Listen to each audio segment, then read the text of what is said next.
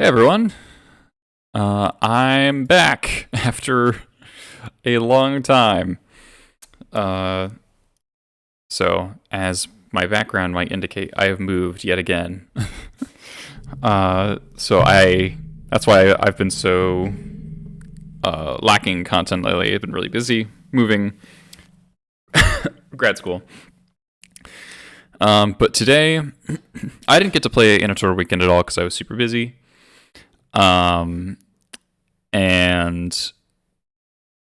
I felt like I was getting somewhere with this Maindeck REB idea, and so Marcelo, who is joining me today, say hello, Marcelo. Hello there, everyone.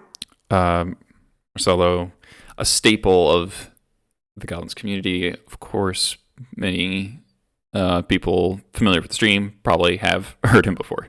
So Marcelo took the list that I was running and made a few small changes, and ended up 7-3 in the largest of the Eastern Weekends events. So the Sylvan Library one, the last one, was a full 10 rounds. I think the other two events were either 8 or 9.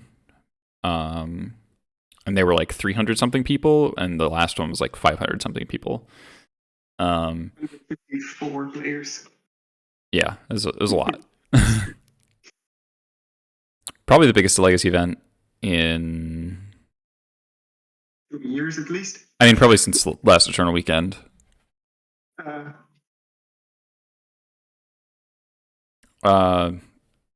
So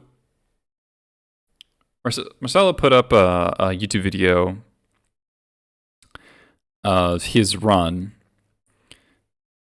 and I thought a good exercise would be to make sure that this is showing up correctly on the stream. Yeah. We're gonna go through it again. Just watching it, like making the video again by myself, was really enlightening because I finished the tournament. It was like 4 a.m. In the morning for me, and I thought I was like, oh, I made like 2 mistakes that I can really recall, but the rest I think I played really well. And then while doing the video, I was like, Jesus, I played like crap. And some of these things are just non-excusable. Some of them it's like, okay, but some of them I'm like, oh my God, why am I making this mistake? So it's going to be nice to see this again with yet a different perspective. And yeah, I think most of the games were really cool to be rewatched. Yeah. All right, so let's just get started. Let's see. All right, so round one here.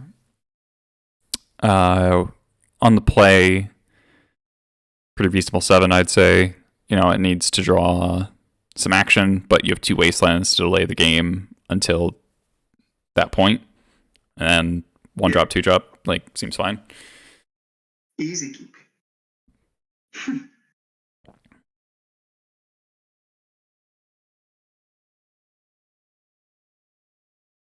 Basically, always playing the Mog Fanatic right there.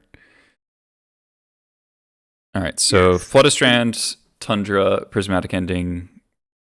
So, yeah, this tells a lot already. It kind of does, yeah, because it's like a control deck wouldn't do this. Yeah, exactly.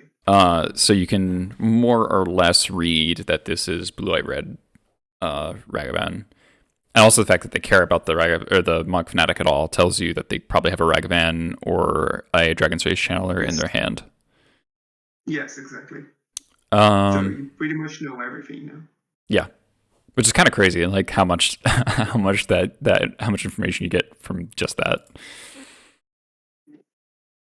Yeah, you can go on about like land types and stuff as well, but. Where does third wasteland go? Yeah. Third wasteland's interesting. So the fact that we can read that they're very likely to have a Ragavan in hand makes this tricky. Because, like, obviously you have 3 wastelands. You really just want to, like, wasteland them. But the problem is if you wasteland here, and then they go Volk Ragavan, and then your Mog War Marshal gets dazed, you're just, like, the absolute saddest. Yes. Uh, I don't think there's much to do there because the other option is to cast more Marshal, to which they can have days as well. yeah. The deal with the fetch Tundra is either they already have a second mana source that produces red, or Hmm. they don't.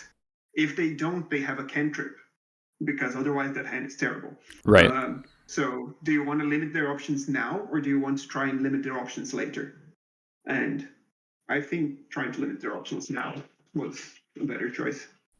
Do you think it's crazy to go fetch pass? Yes. Okay. Well, because like if they dash the monkey, like unless they hit specifically Aether Vial, that doesn't really matter. I guess like it'll make your wastelands worse, but it does like it means that they're paying 2 mana to kind of put a mana into the future, but not really accomplish anything. And then you get to play War Marshal, like play Wasteland, play War Marshal. War Marshal presumably resolves, and then you Wasteland them. I think you're letting them have a lot of velocity because if that's not the play, if they have Volcanic Dragon Freight Channeler and Cantrip and Bubble or something, they have a lot of resources already in that game where you just pass the turn. And I in my head, I want to deny them to have that. I think the other play I would do would be play Wasteland and play Mogwai Marshal. Because I do want this Wasteland in play. Right, because you want a double Wasteland next turn, probably. Yes. Okay. Yeah. Yeah, you're just really sad if the War Marshal gets dazed, but like... Yeah, like I'm going to be. Yeah. It's hard to avoid that. Yeah, I guess... So... Yeah, I think I like Wasteland, play War Marshal here. But I think you just Wasteland them, right? Yeah. Yes, I think I just Wasteland them. But yeah, playing Wasteland and playing War Marshal, I may be correct, yeah. I'll go with that. There's the monkey. Expert's nice. And now there's another decision in there already, which is Wasteland, Expert, or War Marshal. And I think I made the wrong one. What do you think? Well, I don't think Wastelanding is reasonable just because, like, yes, if they don't have a land, it'll shut off days on the next turn. But it is so bad if they... I mean, it's basically just saying they don't have a cantrip and they don't have a land, which seems like asking a lot. Yes. So yeah, I agree. Wastelanding is not correct, but I do think I should have played Expert instead of War Marshal.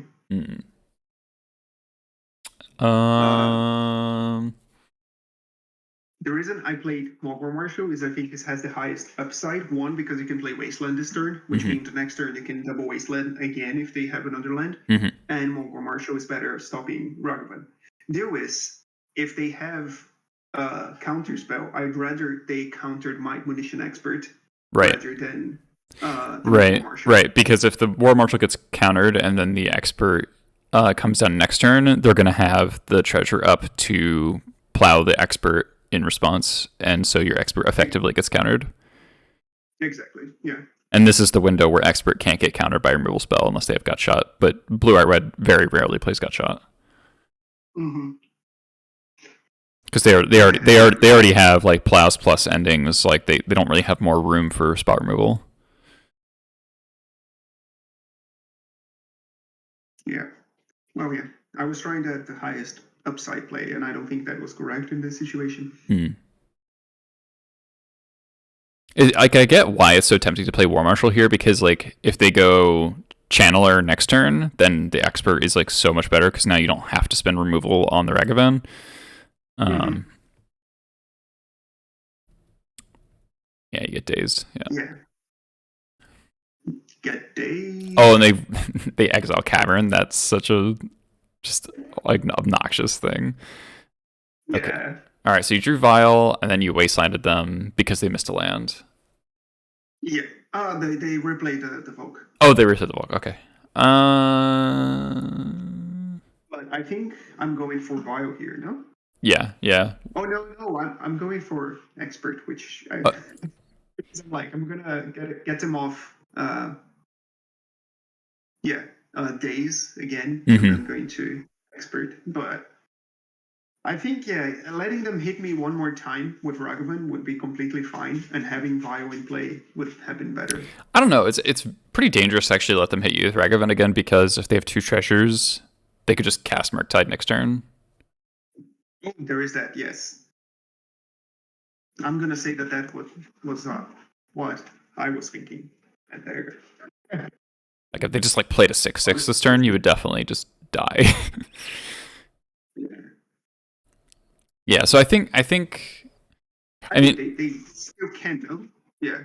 I think this game I th- the playing War Marshal instead of Expert last turn was definitely um the thing that's costing you here. Yes. But that's like really So hard now, to decide on doing because we don't know the replay dies classic.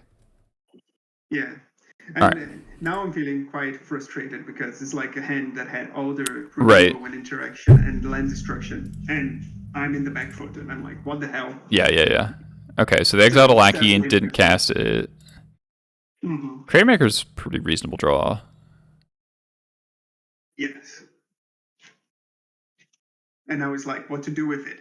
All Right. the turns were so full of options. Right. And I feel like if it's the ultimate greed play would be like block Ragavan, destroy the treasure token, and then just hope you draw a castable creature next turn to block next turn because like Yeah. because if you kill the Ragavan, Too much there is a yeah. reasonable shot that they play a Have second another one. Yeah. And I think that's what ends up happening, right? I think so. But yeah. Yep. I cannot count. I guess, you know what? It actually creates the exact same situation, except you get a card out of their hand. Where you just have to draw a blocker this turn. Mm-hmm. So And it's they had to have had this. yeah. So you're definitely supposed to kill the Ragavan, and then Yeah. you don't draw. You draw land. Like balls. Okay, the exile Caracas. That's annoying. Yeah. The governs before and now the Caracas. Yeah. It's fine. At least it's less lands in my deck. I fetched a pin. Yeah. I'm like, I need to find something. I agree. And get another one. Yep. And I love. They filter your good lands away and your bad lands on top of your deck. Just fucking skill game. And now this fetch actually diminishes a turn from their clock. Mm. But I think I still do it. Oh, okay. They played Iteration, not Murktide. That's nice. Yes.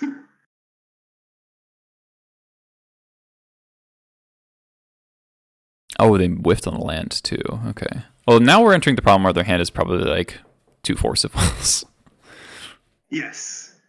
Nice, more vials, just what you needed. What can you do? I'm still not in a bad position. You know, I have the wasteland for any land that they have. They Right. probably don't have a basic land. Okay. If they have to wasteland your wasteland, sure. Yeah. Which, and then I think, should I have cast this wasteland all those like 4 or 5 turns ago? And the answer is probably no.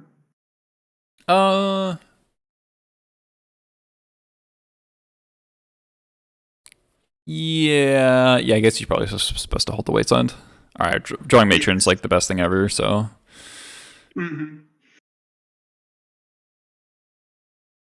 Yeah. One thing, if I didn't get the second bio, I think I would have left the first bio at 2.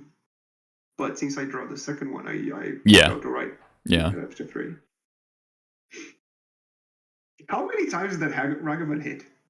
Or we've taken 12 damage, and 3 of that has been Has 4. Have you fetched 4 times? 1, 2. Oh yeah, it exiled 2 caverns, Lucky, Caracas, and War Chief. So 5 times. Yeah. Jeez. Okay, that's extremely loud. Holy moly. Infinity thinks the tier 1 sub for 15 months you should not be awake. Jeez. I guess it's still quite early on the East Coast. Was that alert just like super loud for everyone, or was that just me? I can't actually tell.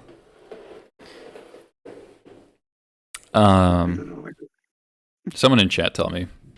It was normal? Okay, thank God. Alright, so 7-7 Murktide and you're 8. That's not comfortable. Yeah, but let's just go and win this game in 2 turns. That's all I have to do. Yeah, yeah. Opponent's at 17, has like 7 cards in hand. Oh, 6. So here, Only 6. The Vio trick, yeah. So no, you don't. No. Because the vial was on 3, so there wasn't really a reason to. Yeah, I have like 3 lackeys in the deck. Yeah, and probably thinking that if I need to win the game, that bio needs to be a 2 or 3 next turn. Right. Compared to my voice, stream might be loud overall. What does that mean? Does that mean the audio output is too loud, or the? I don't. You gotta like what is the stream if not my voice?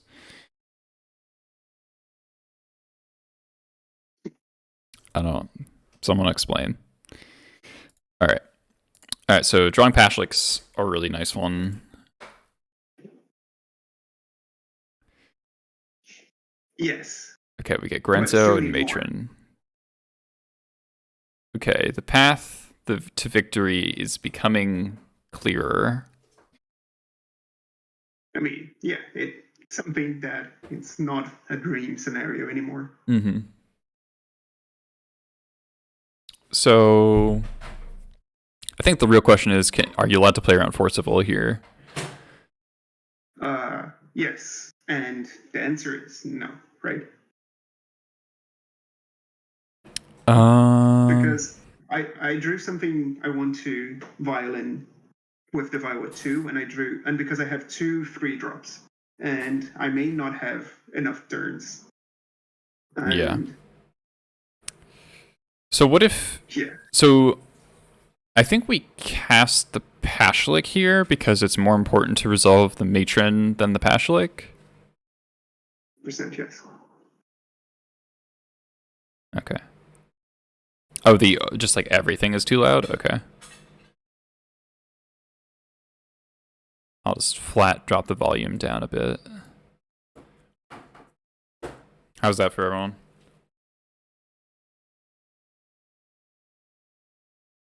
Alright, so you do cast the Pashlik too. Okay. I think so, right? Yes. Because, yeah, it's the right thing to do. It's also nice that this Grenzo offers the potential to hit a plow off the top of their deck. Yes. I guess that probably gets Force of Will because, you know. 100%, but then that's another damage that may be important. True. So yeah, we're doing fine here. Oh, the War Chief's nice. Yeah, I don't value in the matron. You want to get more options before committing to matroning for everything. So you take your draw step. Yep. And again, you cast the War Chief because the matron is more important. Yeah.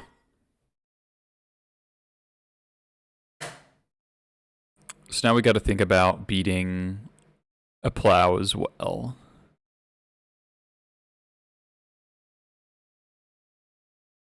Well, there's only one choice here, right? Yeah, you just have to matron for Slingang and then ping Ragavan and attack. I guess attack, ping Ragavan before blocks is the strictly correct. Yes. I was trying to do the maths for lethal, I think, here, but I don't think we have it. I mean, strictly speaking, I don't think you have to literally win this turn, because you can gain 7 life. Yes, and they don't play with lightning bolts, I think, do they? Correct. These versions. Yeah. Correct. All right, I'm about 20% louder than you. Let's see if I can boost up Marcelo then, compared to me. I'll just scream. No, oh god.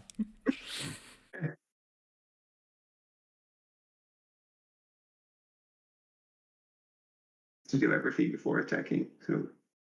Okay, so they plow Pashlik here. That's annoying. Yes. And I think a mistake, because this cost them the game. If they plow the sling, I lose.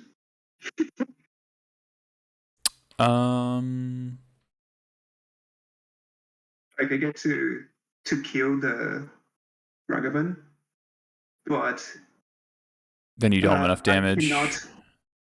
I cannot go above 7 life. Well, if you if and I don't get that to attack with the creatures if I do. So 1, 2, 3, 4, 5, 6, 7, 8, 9, 10, 11, 12. Yeah, you'd be 4 short. Yeah. Yeah, but they don't know that, so.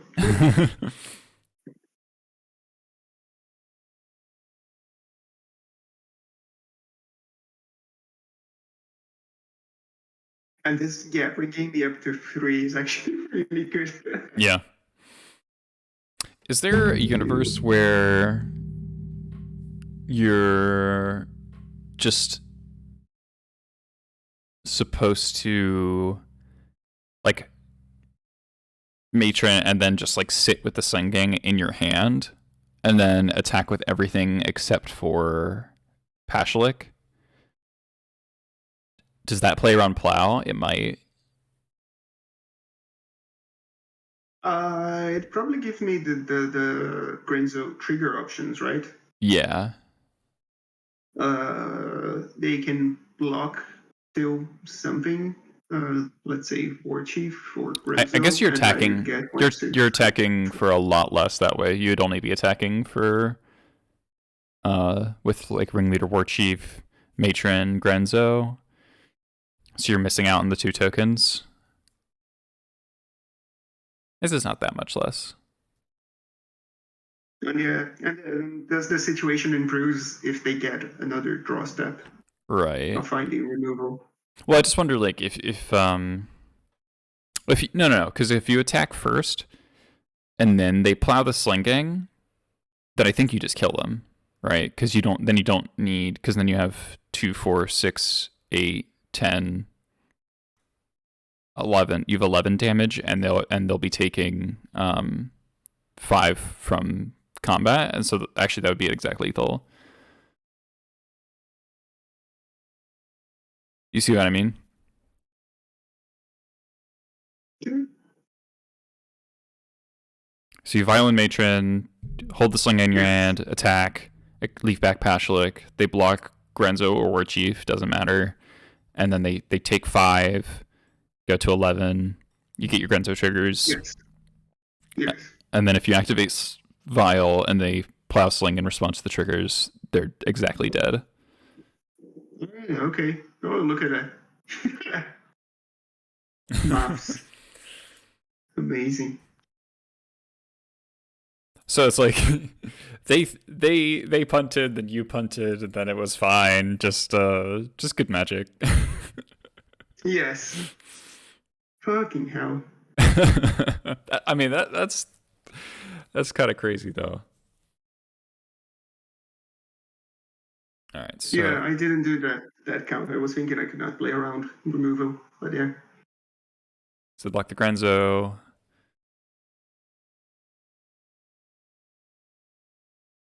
Then you do hit plow. I guess in that scenario, they if I don't kill them if they block Pashalik ones, do I? You just don't attack with Pashlik. Oh yeah. Okay, cool. Oh yeah, cool. Yes, you're right then.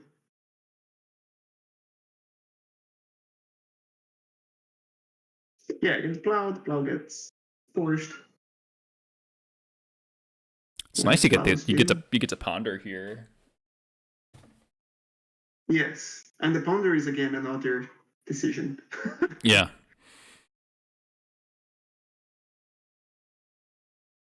Like, this game was hard. Yeah, for, yeah. like, match 1, game 1. Yeah, Like, it's a rough way to start.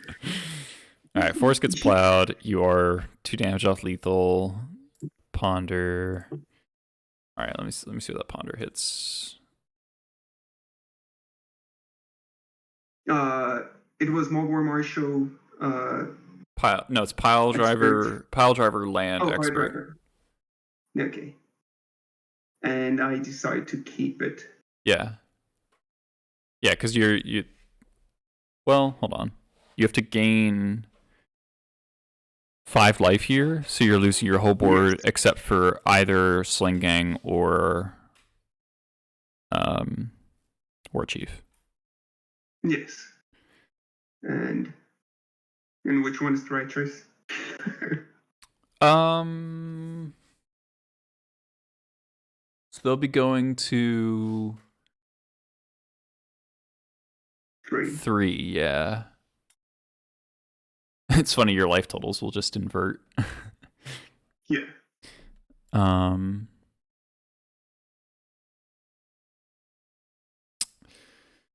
I think keeping Sling Gang is better because they can't prismatic ending a 4-drop, whereas they could prismatic ending the War Chief. Yeah. Yeah, that is true. I'm wondering if there's like another reason. Because you have 3 damage, because they can't force a foe without losing a life, so you will definitely be able to play both your 2-drops. Unless you got double days, I guess. So yeah, I guess like War Chief plays around double days, but not prismatic ending. Yes, I think you're correct in all assessments. Wow, thank you so much. I feel very smart now. I think you keep the War Chief, right? Yes, of course. I mean, it's so tempting. It's like hard it's like it's so tempting because you have a pile driver on top of your deck, so that's like such a natural line to take. Yeah, it's just wrong. I'm okay with it. Like, this was a mistake. Yeah. I don't remember exactly what I was thinking, but yeah, it was a mistake.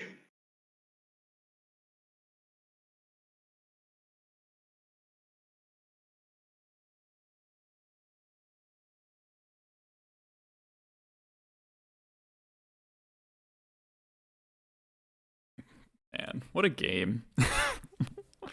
Yeah. What a game. There's like so many things. If you look back like 2 turns, or even like turn 4 or 5, when I'm being hit like the 10th time by the Ragavan. Yeah. The 5th time. I think it's like right here, turn 7, you're just like, they just exiled the Caracas, and then you draw a land. It's just like the actual worst. Yeah. I need to draw a second vial.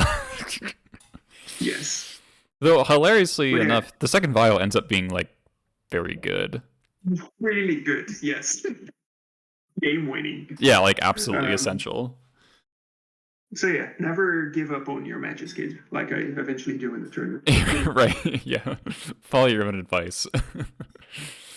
Yeah. Alright, game 2. Oh, we also see Stoneforge Mystic, which is good information to have. Yeah, yes. I didn't even realize that. Alright, so game 2. I think you pull up how you sideboarded, or no, you don't? I don't turn. Yeah, I don't put it up. I think I put it up eventually, or some other match. Later. I think you usually do it throughout this video, which is helpful, but not every time. Yeah. Yeah, this hand's kind of a reluctant keep, I feel like. Because much worse. It's just so bad against prismatic ending plus like not drawing lands, but Yes. if you draw those lands, it's fine, but it's like you don't even have removal, so it's like there's a lot that could go wrong with this hand. But it's also like Would you have no, it's I would not have mulliganed. It's just like these are the keep because it's high upside and probably lose what kinds of hands. Yeah. Like I don't think the average 6 is better than that. And then here. Oh, here we go. You get to see the set wording. Okay, so you boarded in. Oh, there, yeah. You cut the War Chiefs. Boarded in the Blasts. Makes sense. We saw iteration in Murktide.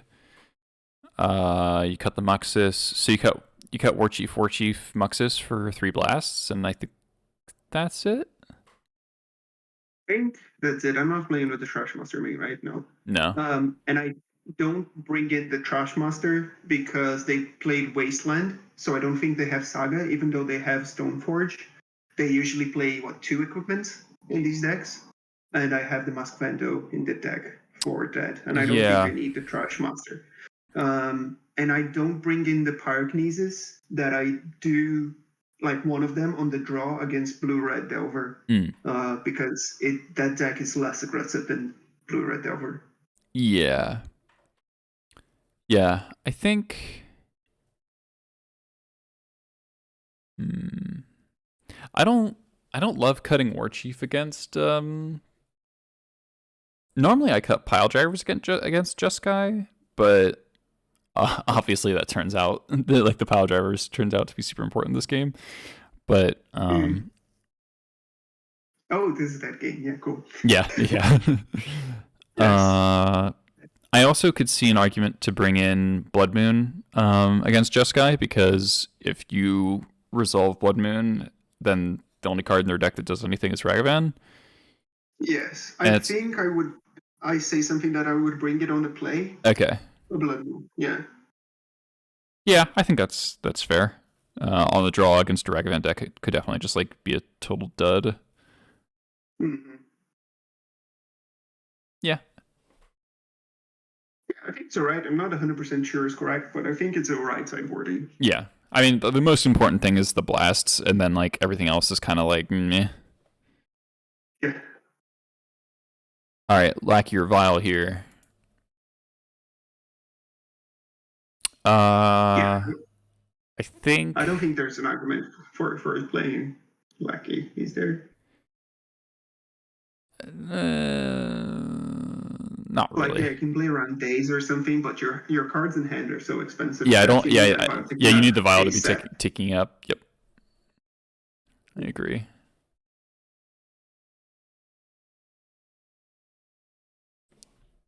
Because realistically, what happens if you play Lackey, then it gets plowed and they attack, and then you play Vile, and then it gets Prismatic Endinged, and then it's you're just playing off curve for no good reason. And until Vile does anything, they hit me with Ragavan 3-4 times. Yeah. It's the playing to win, not the playing not to lose. Yeah. Kind of thing. Stoneforge, Cauldra. Okay. Terrifying. So yeah, this game, it's like they are on the road. Turn 1 Ragavan, turn 2 Stoneforge. Yep. And then okay, cool. We got this, guys. I like the. So I think it's actually something subtle of playing Pile Driver here instead of playing playing Skirk, is that if you play Skirk, you basically say that you have Lackey in hand. Yes. If I play Lackey, I say I have another 1-drop. Yeah. So playing the Pile Driver is incentivizing them to go Cauldra, main phase, attack with Ragavan Cauldra, and then the Lackey might sneak in. Whereas if you play the Prospector, then they probably know to hold something back for the Lackey. Also, I'm thinking that I value the Prospector more than I value Pile Driver at this point. Right, because you have Pashlik in hand. Yes, and I'm constrained on mana as well. Yeah. So this iteration, I feel like this iteration tells you that they do have another land in hand. Because that's very greedy if they don't, right? You're right. It's so dangerous if they whiff. Because then their Cauldra is not coming into play, and they might lose their Stoneforge next turn. So I think we can pretty easily read that one of their cards is land. They hit a land and they played it, but I think we can still read that that was just like a choice given to them. So Cauldra in. Now they're tapped out. Oh, they kept out. Interesting. They kept back the Ragavan. So that's showing pretty healthy respect for Lackey there. I like this play a lot. I think that was smart. And you get rewarded too. Yes. Yes. And now another decision, like what is important right now? How do I win? Right. I think you're definitely supposed to, I mean, so we're playing Pashlik, and then... Yeah, first step one is play Pashlik and see what happens. Yeah. You can play for days. It's annoying that you can violate in next turn, but I think you need to take action now. Yeah. I mean, if you did nothing, you'd be giving up a lot of damage or a Lackey hit. From here, I would attack, get the Pile Driver trigger, and then sack Prospector, kill Ragavan. Yes, sack Pile Driver, you said, right? No, Prospector. Sack Prospector, okay. Yeah, because you I think you sack the Pile Driver. Or no, you sack the Pashlik. I think I sack the Pashlik. Yeah. I think I stand by sacking the Pashlik because I think his ability is going to be diminished quite quickly. They just have the Stoneforge. If they play a bigger creature, you won't be able to kill them, to kill the creature. And I want to get them dead because I'm in a 3-turn clock, and I need to get them dead.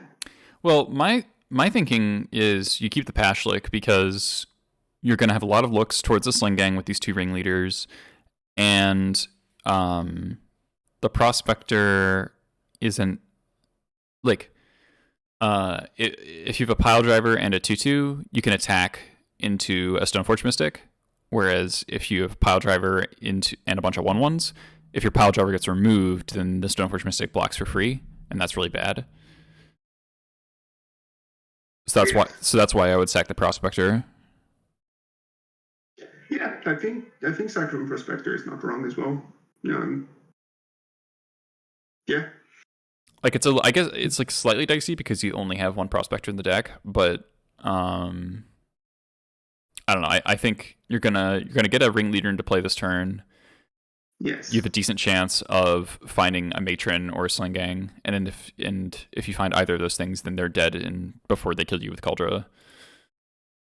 Yeah, I'm also thinking my bottleneck this game right now is mana, because I have 3 lands in play and Vio is going to be going to 3, and I'm going to drop one of these ringleaders, but if it doesn't hit anything, I don't have a play next turn. Yeah, I don't know. I mean, you only sideboarded 3 cards. I don't think you should play around a ringleader whiff. Yeah, I get all the arguments, and I think overall your choice probably makes more sense. All right, so attack. Yeah, lose the 1 mana, but what can you do? I draw 4. I mean, yeah. Nice.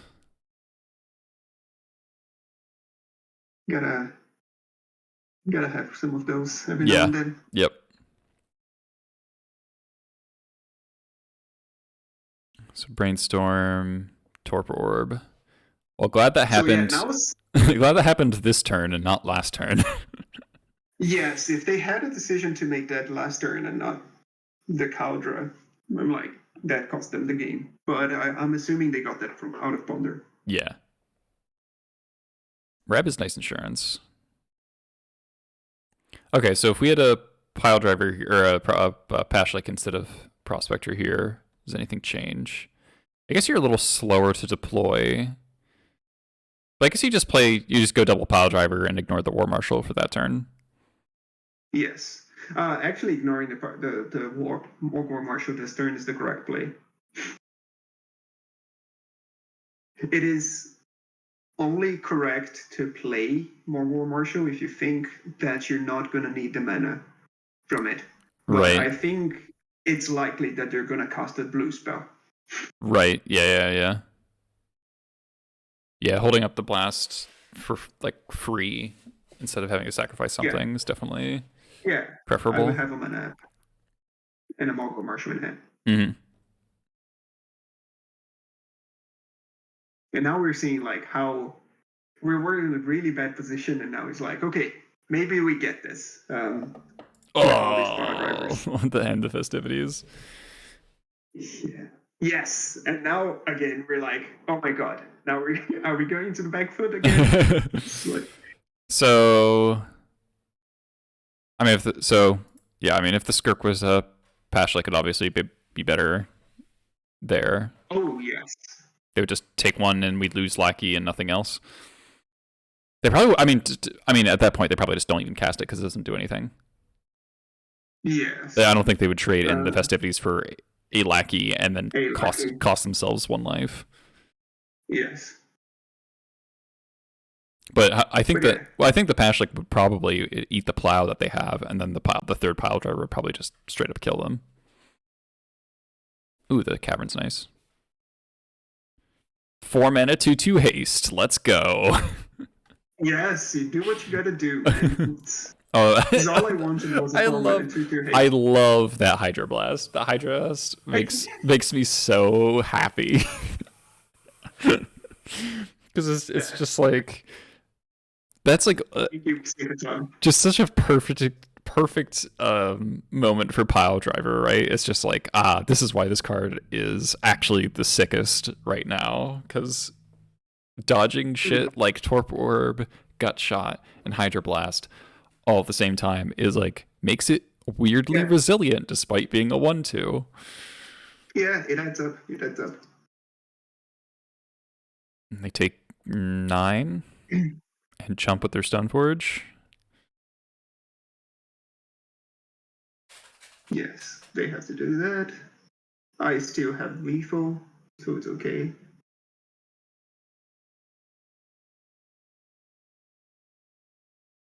And I start to get a little bit worried. Nice Torpor Orb Stoneforge combo. Yeah, I didn't even realize that. Yeah, for a second I was like, oh god, GTA is like a huge problem if they can live one more turn, but then it's just like, actually, no GTA for you. And that matron is exactly lethal. So that's the funniest part. Yeah. That 1/1. I kind of wonder, I want to actually play that. So yeah, they're dead here, right? There's nothing they can do. No, because they have to fetch. Because they have to fetch to plow, yeah. That's exactly lethal, yeah. Amazing. I want to go back. So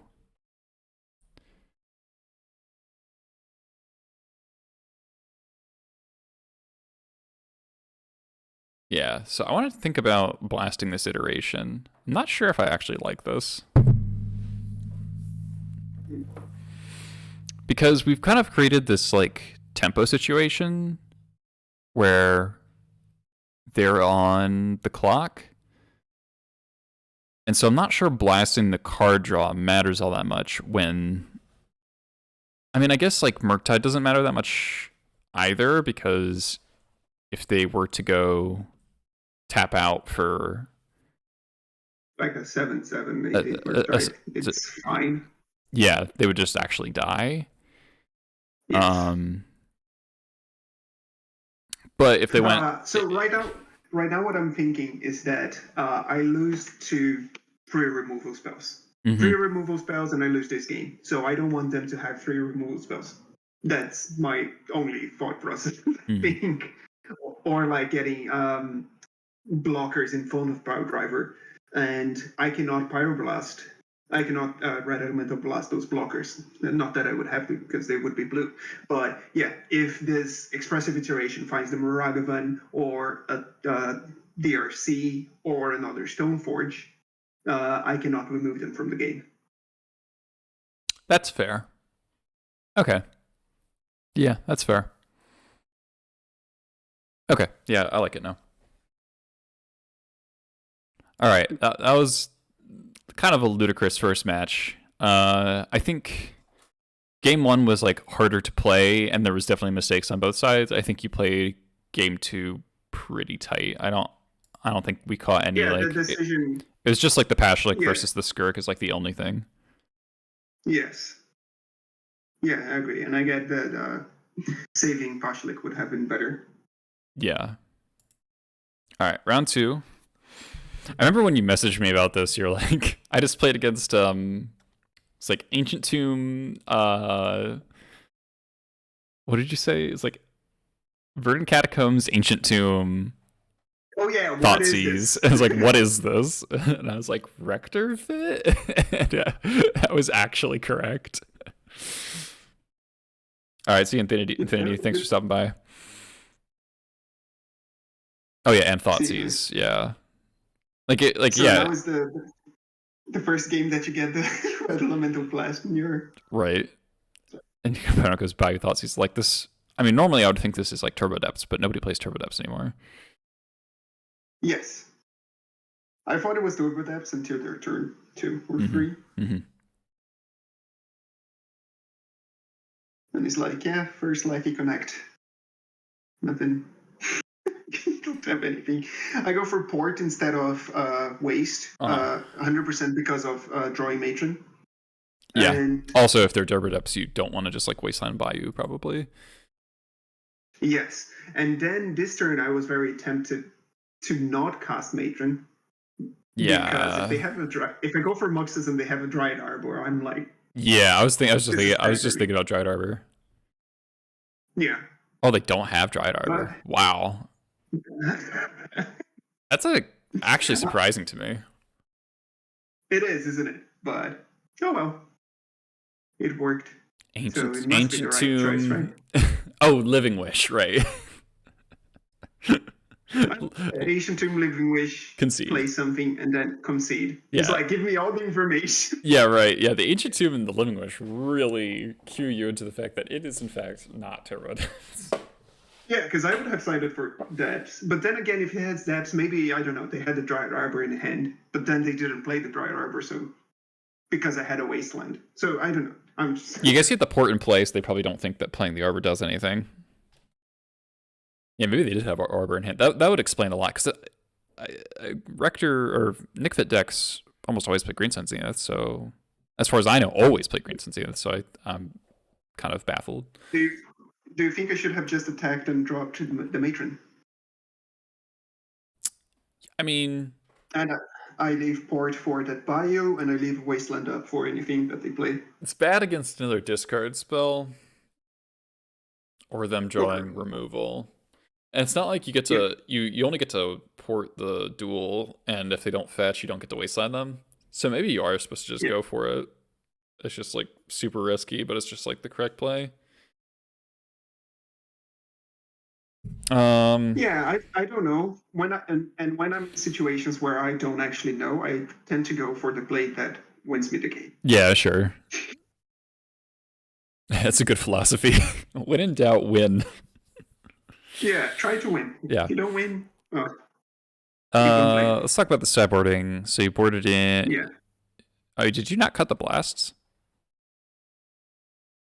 It looks like you kept the blast in. You kept the blast in. Oh, so that was a big mistake. Yeah. And you boarded. It's the first. You boarded more in, actually. More? You boarded. Why? Wait, this can't be right. This has to be game 1 again. Oh, yeah. Oh, no, you clicked on match 1 again. Okay. Okay. Just clicked on the wrong thing. Jeez. I was going to say I would not be surprised by that. Okay, so you cut the blasts. Smart. Cut vials. Yeah. Open a 7-lander. Yeah, 7-lander, yep. I guess they take all decks. So you boarded in Pyrokinesis, you boarded in... here, let me pull up your deck. Needle, Moons. Anything that they bring from Director. Yep. Any big Planeswalker. I'm kind of surprised you didn't board in Surgical. Surgical stops Rector. It stops. If you Um, if you exile uh, it in response to the trigger, the Rector has to exile itself to its own trigger in order to actually like happen. I was pretty sure that only happened with Veteran No, or like it doesn't happen. It Ghibli. doesn't happen with Oh, Veteran it doesn't Explorer. happen with. It happens with Uh, Rectors, but not Veteran Explorer. okay, so maybe. Did I really want something that's in the deck that I don't want to take out? I don't think so. Yeah, I'm only seeing like. I guess if you're boarding in 6 cards, and you're cutting vials and 2 blasts, is what happened. Yeah, I think those surgicals should have come in. Yeah. Also, honestly, It's like Blood Moon is decent against. Blood Moon's a little questionable Sorry. against the Veteran Explorer deck, right? Yes.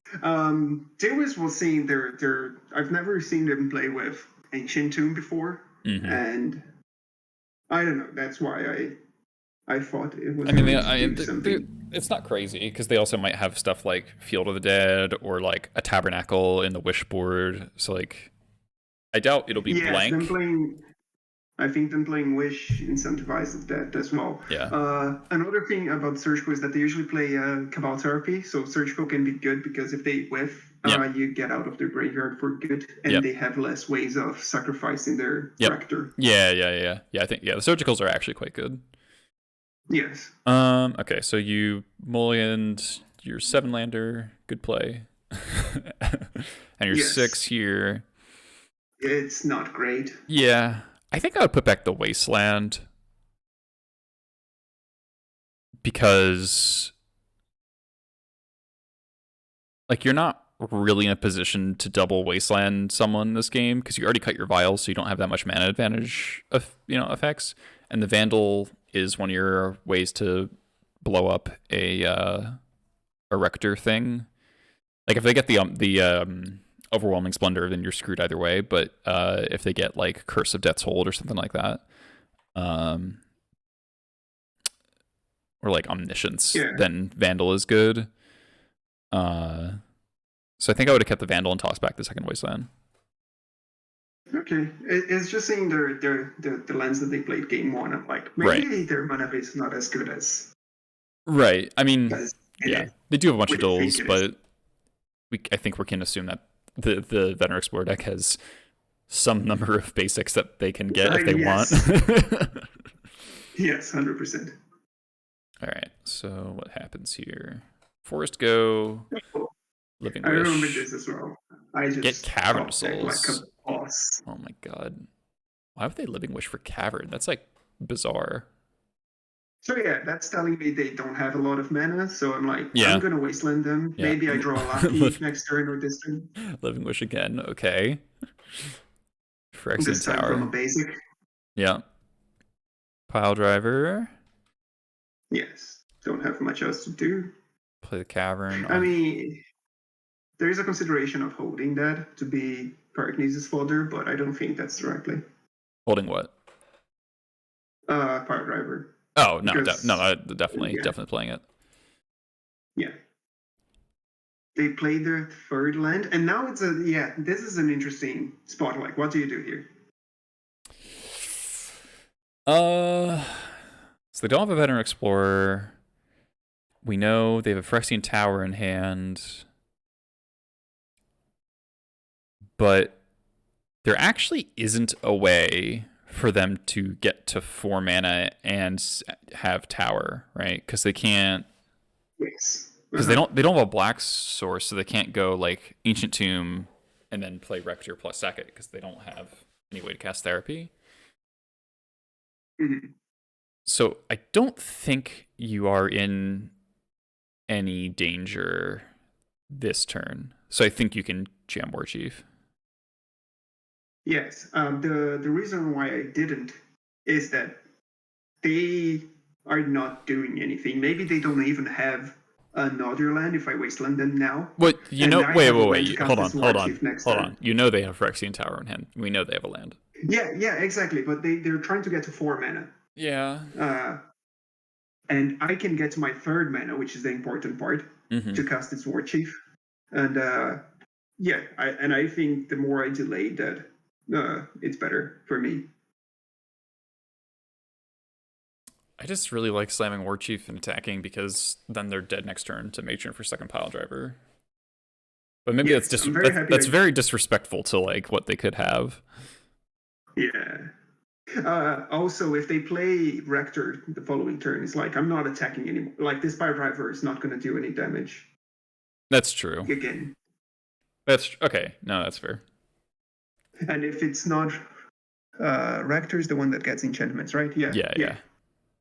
If I kill it before combat, maybe, Yeah, if it's the Planeswalker Rector, then it's fine, because then you can just kill the Planeswalker, but...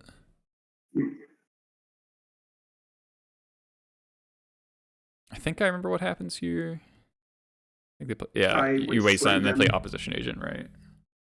Yes, I'm very happy with Opposition Agent, because I'm like... Yeah, it lines up really well.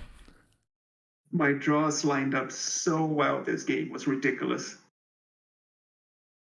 I don't think that Mighty Man, that's not a 2nd Cavern. It's just not clicked off from the first Living Wish. It's the same. It's the same Cavern. All right, draw another red card. Extremely good. Yes. So all of my draws were just yes. I didn't even cast a Matron yet, and I used all my cards at all times. Yeah. And this is like a 2nd Opposition Agent, right? Yeah. Blowout. Oh my god. And there's the Rector, but now they're just dead. Yeah, so now they finally get to 4 mana, but now they're dead. 2, 4, 6, yeah. I think it was just extremely lucky this game, though. Yeah. I mean, not that their hand was like very impressive. It's just like 3 Opposition Agent, Rector on turn 6, Yes, to be honest, I don't know, have they mulliganed? Maybe they went to 6, but that was a really bad hand. Yeah. Yeah, that was not... You take the wins where you can. Huh? You take the wins where you can. Yeah, right. All right. Blue-red Delver. Yes. On the draw. Yes, more draw against Delver. This hand slaps.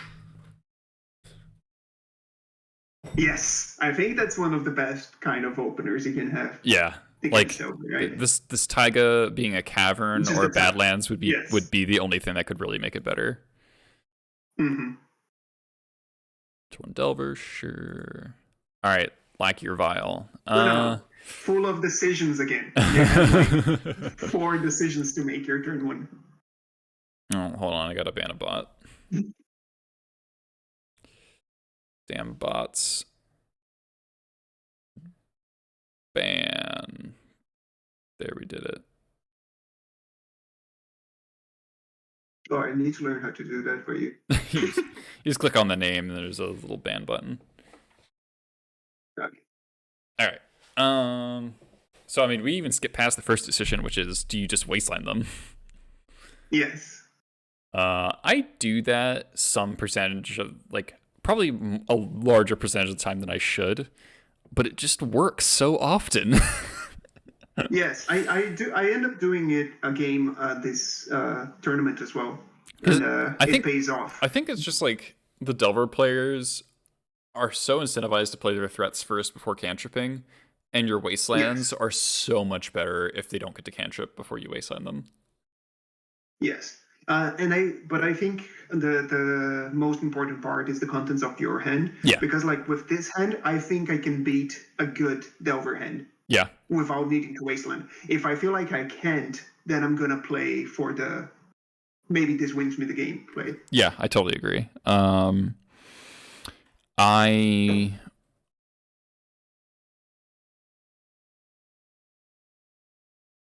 I want to. Sorry, the chat's making me laugh. I think I want to play Vile here. Yes. Because I want to go next turn, Wasteland you, play second Lackey, play Vile, or play Lackey, Wasteland you. Yeah, or you can double Lackey next turn as well if right. Get rid of this Vile. How is this a good hand? Okay. How do you explain that this is a good hand? It's so what we want from goblins is being having mana. This hand generates a lot of mana. It has interaction against creatures and lands. And before this Lucky may get to connect or this Vile gets to 3 or 4, you're going to have drawn 4 or 5 cards. And then you don't play with just the 7 cards that you have. Like you're going to have your draw steps. Right. And it's much better to have your cheap interaction than having like Matron Ringleader in hand and just hoping to top deck the mana sources. Yeah, especially against Delver, that's true, where it's just like you want to have the most streamlined opener imaginable, and then you'll draw your good spells later, because the vast majority, like your top decks are way better at all times when you have a violent play and, 2 lackeys, right? Like you're just so much more capable of ripping hot. Whereas if you have the opposite, where your hand is like all clunky spells and you need to like draw a land every single turn to like keep functioning, then you're probably just going to die to Wasteland Days. Like that just happens so easily, where you just fall behind. So I think a good Goblin's hand against Delver is something that keeps pace turns 1 through 3, and then you'll draw into your like we have superior late game aside from Murktide Regent, but this particular list can even handle Murktide Regent because it has the main deck Rebs. Yeah, so you don't need to explode. Like aside from Murktide, you can kill all their threats, right, and hurt their mana. Yeah, so we're playing usually, especially on the draw and especially on the first couple turns of the game, Goblins is the control in this matchup. You do often want to turn the corner quickly, because of Murktide and because of stuff like winning the game before you get like double bolted or triple bolted. But the long game generally does favor you. Dracart Laden, thanks for the follow. All right, so you deliberate on this a bit, like Vile gets dazed, but I think that's fine, right? Because this makes it so much more likely. Oh, Manny Man, thanks for the tier 1 sub, 5 months, appreciate it. Yeah, these days is fine because then you have the mana, you have the lackeys. Yeah, and also I think there's something that's like really important in that 2 lackeys spread across 2 turns is much easier to deal with than 2 lackeys on the same turn. Yes. So getting to present both lackeys at once is really nice. Yeah, I think that's what I end up doing rather than wastelanding them. They did. Oh, they shuffled off the Ponder. That makes Wasteland kind of appealing. Well. Yes. I still think it's roughly a position similar to the first turn Wasteland. Yeah. Where I think I'm fine playing this game than trying to win by cheesing it out. Yep. And also they can't play Murktide next turn, so there isn't really a huge punish for letting them have 2 mana. Unless they were to go Delver, like flip Delver and then go Bolt. But like that's very specific. I think there's also the factor that next turn, if they do have a Bolt and they flip the Delver, they're probably not going to use the Bolt immediately. Because they what they want you to do is attack, and then they block with the flipped Delver and then kill the other lackey and as a blowout. But what you get to do is go like Wasteland your untapped land, and then they're forced to bolt, and then you jump home, and then your lackey connects. Yes. And that happens, that sort of line happens so often that people just don't main deck their removal and you get a blowout. Oh, Or main at phase. least like your... Yeah. Mm-hmm.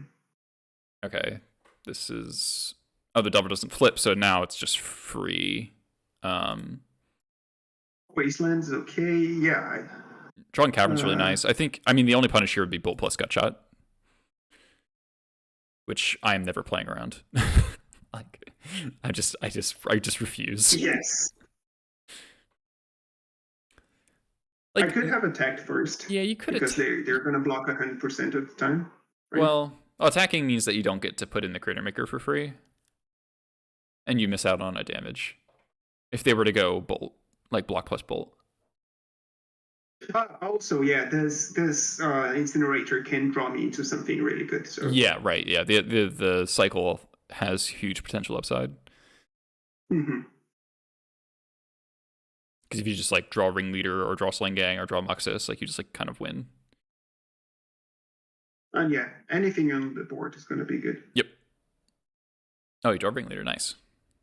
So you bottom Red Blast Caracas, which is like a little bit of a bummer because the only way we can lose here is Murktide, so bottoming the Red Blast feels bad, but... yeah, I have a shuffle effector. Yeah. That's true, yeah.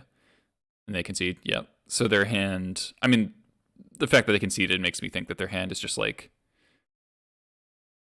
It's probably like Force of Will, because Force hasn't been able to... Like, they could have forced the second Lackey, but they probably didn't want to. And then that's the only force target we presented, and then their hand presumably doesn't have any lands because they probably conceded because of the Wasteland. Yeah, is this list playing with 2 Gem Palms or just 1? I forgot. I think just 1. Okay, because that Gem Palm was great. Like if it was we didn't have Cavern that turn, so if that was an expert.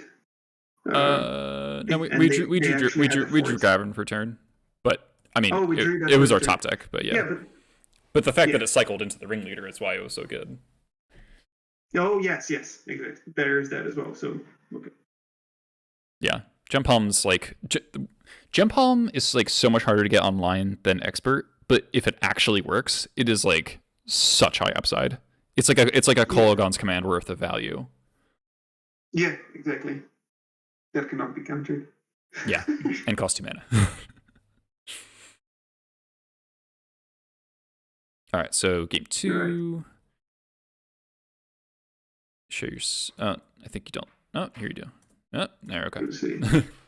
All right, so you boarded out War Chief, Muxus, Port. Oh, yeah, I actually really like that you cut the Port and not the Taiga. Yeah, it's just the one difference that I'm making from your suggestion. Yeah. You board in the... Were you on Lantern or Relic? I forget. Lantern. Yeah, okay. I mean, either is fine. Rose Delver. Relic's a little bit better, but... Yes. But so, 3 more blasts. Lantern... one Pyrokinesis. One Pyrokinesis. And then you cut Port, Vandal, Muxus, War Chief. And the Trash Master was not main deck, so what was the last cut? No.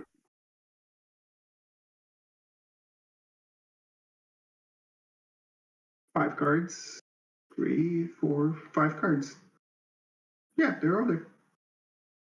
2 War Chiefs, Muxus, Port. Oh, yeah, okay. I just can't count. Don't mind me. Yeah. But yeah, I think because I think you correctly identified that porting Blue Red Delver out especially when they're playing Delvers, like their deck is just so 1-drop heavy that porting them out is really hard to do, and just unlikely to work. So having the extra red source, even if it's a bad red source, anything that casts Pyroblast is good. And also, like, just look at this hand. Like, this hand would be so much worse if that Taiga was a port. Yes. Like, almost unkeepable. But yeah, with 5 plus, like, taking out the red source from your deck against it doesn't really, it's not what I want to do. Yeah, I think that's a smart change. But okay, so we're on the draw, and this is a keep, right? Reluctant. Yeah, I mean, leading on Taiga is like scary, but at least we're not having to lead on our Badlands, right? Like, if we had to lead on Badlands, it would be like so bad. All right, Ponder, no shuffle. Ooh, play Vile. Okay. I might play Lackey here. I think I play Lackey. Yeah, I can see that. Because they don't have mana up to bolt this turn. It's not like they have any X2 blockers. So Lackey's always going to get to trade with a card, but the Daze does the Vile doesn't have to trade with a Daze. You know what I mean? Yeah, I think the correct thing to identify that turn is how important Vile is in the context of this hand. Yeah. And yeah, you're right. I did not want to lose that Vile to a Daze, so I should just have held it back. If they paid a threat turn 1, maybe that changed things. Yep. Because then you don't want to delay the Vile, but with them just pondering, I should have played the Lucky. Yeah. I think it doesn't get Dazed. That's nice. Because I think Delver doesn't have that many answers to Vile once resolved, because they're not even really playing a Braid anymore, so it's mostly just like Meltdown, and I don't even know if they would board in Meltdown against Goblins. Like, maybe they board in one just as like a hedge, or like maybe they board in a Null Rod, you know.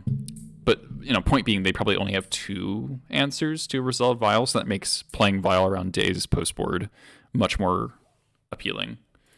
Especially because the games tend to go longer post-board. Yeah, I agree. Also, Vile becomes more valuable when they have Hydroblast in their deck, because the counterspell factor is super real. All right, I know what play I'm making before I even do anything this turn. It's just like I'm snapping off this Wasteland even before I see the draw step. I don't think there's any draw in the deck that would change me Wastelanding them right here. Oh yeah, 100%. It's just like such high upside. I mean, I guess they have the land, but I'm still doing it. Hey, Ganja. Yeah, them being able to cast just 1 cantrip instead of 2 makes them lose that. That can be a game-changing decision in like 4 turns where they cannot cast their second Murktide or something. Yep. That Gutshot's a little alarming, because that means that the fact that they paid life for it means that they have another 1-mana spell. It could be a cantrip, but it could also be a bolt. Yeah, but we know that, so we have that information now, so we can wait for that to tap out. Yep. So you just really don't want to be the first one to act, and then they brainstorm here, and then you just get to get them. Yeah. If they don't brainstorm, I do think I vial this in. Do I? No. If they don't brainstorm, you just don't do anything. Yeah. You wait for them to blink here. Yeah. I'm trying to think, like, what would the punish be? They've already put land, and yeah, I don't think it's not like they can flip a creature into the graveyard like without you having a chance to respond. So yes. So yeah, but they do brainstorm. We'll get to. Oh, they milled a Hydroblast. Good shot. That's interesting. Yes, that's telling. I mean, that's just showing the power. That's just showing the power of Vile right there. Actually, I mean, if you'd waited and then they played Bobble, then you're kind of forced to expert in response to Bobble. And then if they have the Bolt, it's really bad. Oh yeah, Bobble would be really bad for that. So maybe I don't know. It's hard to play around. It's hard to play around Bobble because it's usually only a 1-of. Yeah, and they could have like land into the Ponder, and then what do you do then? Oh, I think there's a Ponder. There's a Sorcery Art in the graveyard. They pondered on turn 1. Oh, I was just thinking that the first cantrip, if you let it resolve, the Surveyor can mill a creature. Right. Yeah. All right. Is that vial? That vial is going up to 3, right? Oh, I yeah. think I need Yeah, you got a pressure Matron here. Pashlik in hand for sure. And they missed the land drop, right? So you know why they milled that Hydroblast now. Yep. Their hand is all spells. They need lands. And they're probably just like praying for no wasteland like every turn. Mm-hmm. Okay. So that Lucky was really cool. It's like something I can play. Yeah. It's cheap, and they have to deal with. And the festivities. Yes. Now it's do you do something here? I think I put in the Pashlik. It's 2 free damage, and I don't even really know what you want to Matron for here. So like preserving the Matron has relevance. We can read that they probably don't have another gut shot because they didn't gut shot the expert on the DRC. So unless they drew it off the, I guess they could have. I guess they could have drawn it off the brainstorm, and they haven't shuffled. So up until this point, they were brainstorm locked. So yeah, we can actually say for certain that they don't have a gut shot. Well, no, they could have drawn it off the brainstorm and then put it back. Or yeah. Yeah, I think they see like 1 or 2 cards, but still, I think with them missing land drops, you want to pressure them as much as you can. Yep. So those 2 damage may be very important. Yep, I agree.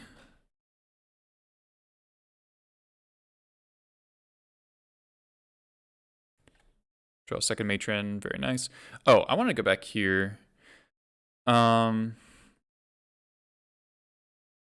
You draw a second Matron. Do you think there's an argument to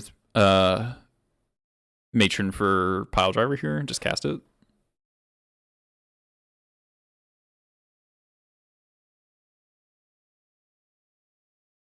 Because I'm kind of worried. What do they have in hand? It's like, is that good against Daze? Because they. I mean, if they go back to 1, like 0 lands in play, and then they can only play one thing a turn again, they can't cantrip into a land.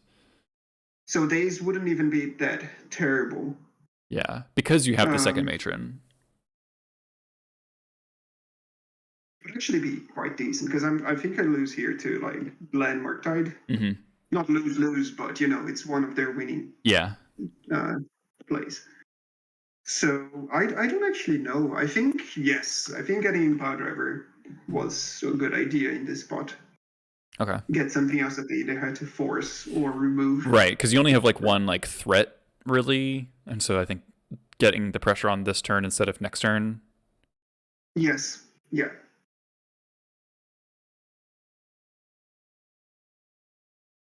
Okay.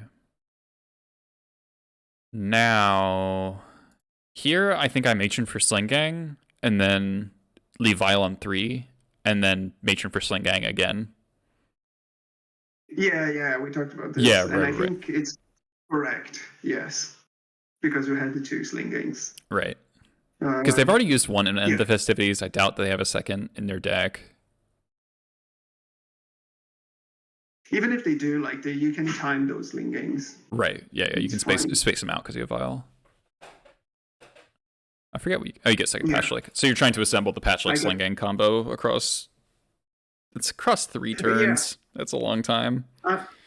It's not just. I'm trying to get threats that are free drops. Sure. And that impact the board that makes their Ragavan and any removal spell worse. Mm-hmm. But yeah, it's very slow. So maybe that's not what I wanted to do. Yeah.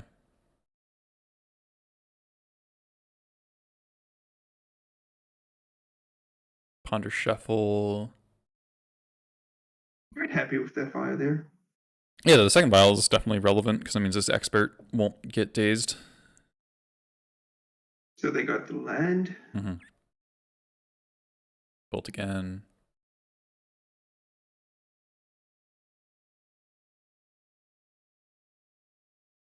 More experts. So yeah, now I could have had 2 slings in hand and attacking with 2 matrons. Yeah. Yeah, I think they just would have died. And they have a boat in hand, but that boat is really bad. Yeah. Yeah, because they can't bolt Mhm. plus hold up Murktide. They would have had to go like EOT bolt your matron. Yeah.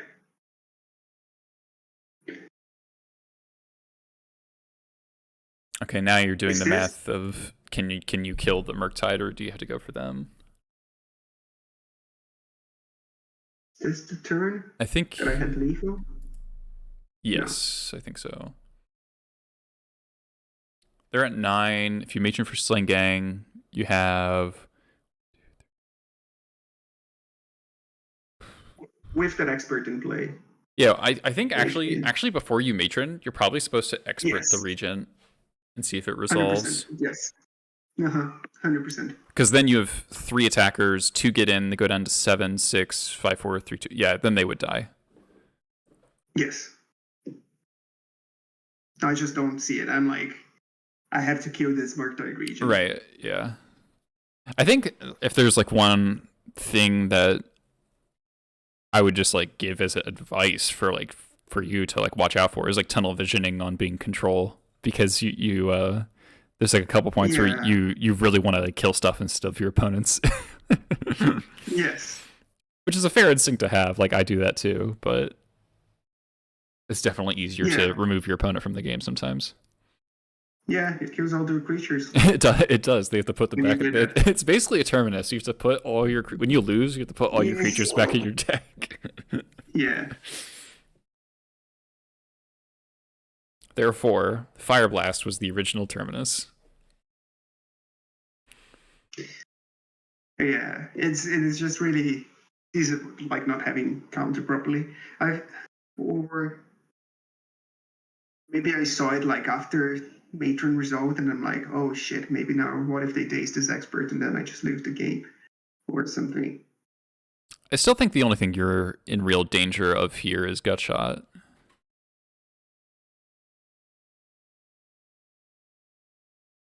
So I'm doing this all upkeep to know what I want to do with this vial if I draw something. I think you're supposed to take the vial up to 4 though, because you only have 2 3-drops left in your deck. Because you use 2 Pashliks and 2 Matrons. And you cut the War Chiefs. So you still have... Yeah, and you have the second vial ticking up as well. So yeah, right. So you can buy on a 3-drop next turn. So there actually isn't any 3-drop you would want to violin except for a 3rd matron, at which point you're just getting Sling Gang and killing them anyway. Yeah, you're right. It's funny seeing like this. Like it's not a really badly played game. Right. It's just like there's so many little. I mean, Magic is so hard. Magic is like the hardest game. And I've played for like 20 years or so. Yeah. Right.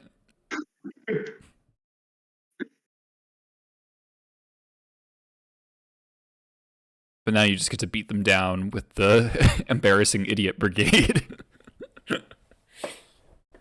What I wanted to do. Yeah, I mean, this is my favorite way of winning games of Magic. Honestly, is like just attacking with like 6/1/1s across like 3 turns, and then your opponent is just like trying to kill them all, and you're just like, I've got more stupid 1/1s.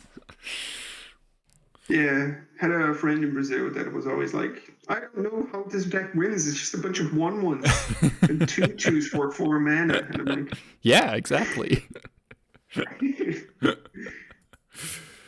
Oh man. All right, that was a nice one.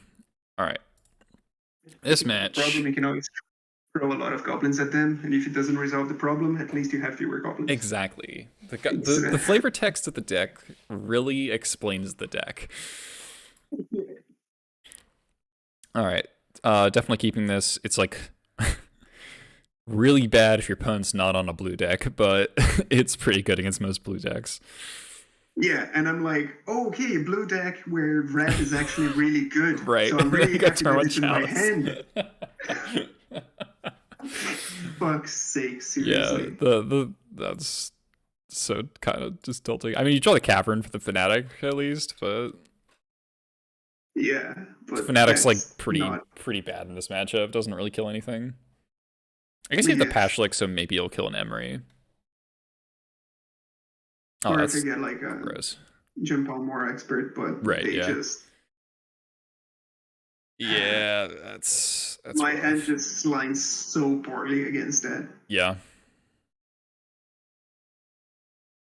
Darksteel But yeah, Citadel. you What got the to, fuck is this list? That is really weird.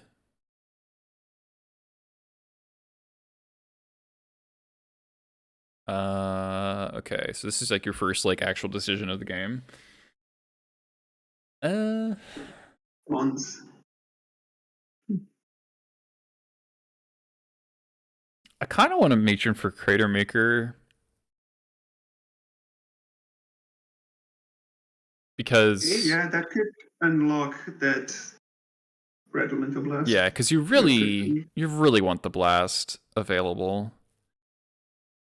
The other thing I could see would be matron for Skirk. Actually, no, matron for Vandal, not Crater Maker. It's more efficient because then you can go Caracas plus Blast next turn, and you can just Mog Fanatic their face to trigger the Vandal. So yeah, my play, which I actually think it's not bad as well. It's like that deck is not super fast usually. So I'm gonna go for Matron and I'm gonna get a Prospector. Next turn I can cast my Prospector, Mm-hmm. And and then Pashlik. the next turn I can have yeah Prospector and Pashlik, and next turn I can play Muxus Yeah. and probably win the game over 2 turns. So I'm like, as long as they don't kill me in 2 turns, I'm gonna have a Muxus with Prospector and Pashlik in play. So that's really good.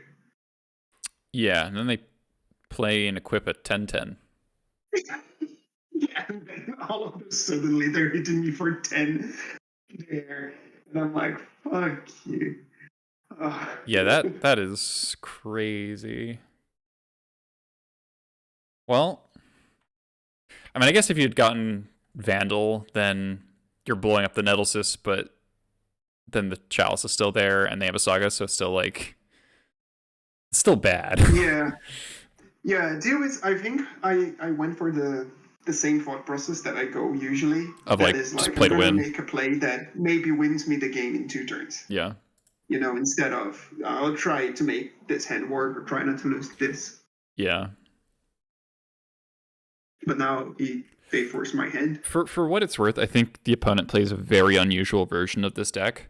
Because I played against them in the league, and they had both Karn and Urza, and like everyone else has cut those cards from their Saga Yeah. lists because it's like there's a lot of tension with having 4-drops and a land that destroys itself. Also, this like Darksteel Citadel is really weird. So like it's kind of hard to play against a list that is very unlike all the other ones. So Yeah, that equipment is just doing work. Yeah, I mean that just came out of nowhere. And I wonder. I mean, if you had played Pashlik last turn and killed the Thought Monitor, like they would still have a 7 or a 6/6 in play. Like, I mean, you would get 1, maybe 2 more turns, but it's still like pretty scary. How many lands did you have in play? Or like, so you had 4 lands when you got the Prospector. Yeah, nah, I guess that's fine. I think I would have gotten Vandal, but I definitely like think your play is like very reasonable. Mm-hmm. Yeah, I think I would do the same play again, to be honest. And then you just have to go for and they have Force. Yeah, of course. Of course, this fucking Chalice, man. Like if they don't have the Chalice, then you get to play the Prospector off Mountain and cavern out your Muxus. It's like so much better. Yeah, or I can red something. Yeah, if I go for the other play as well, I think I'm gonna be forced to double spell soon, like maybe this turn. So that force was gonna get me either way.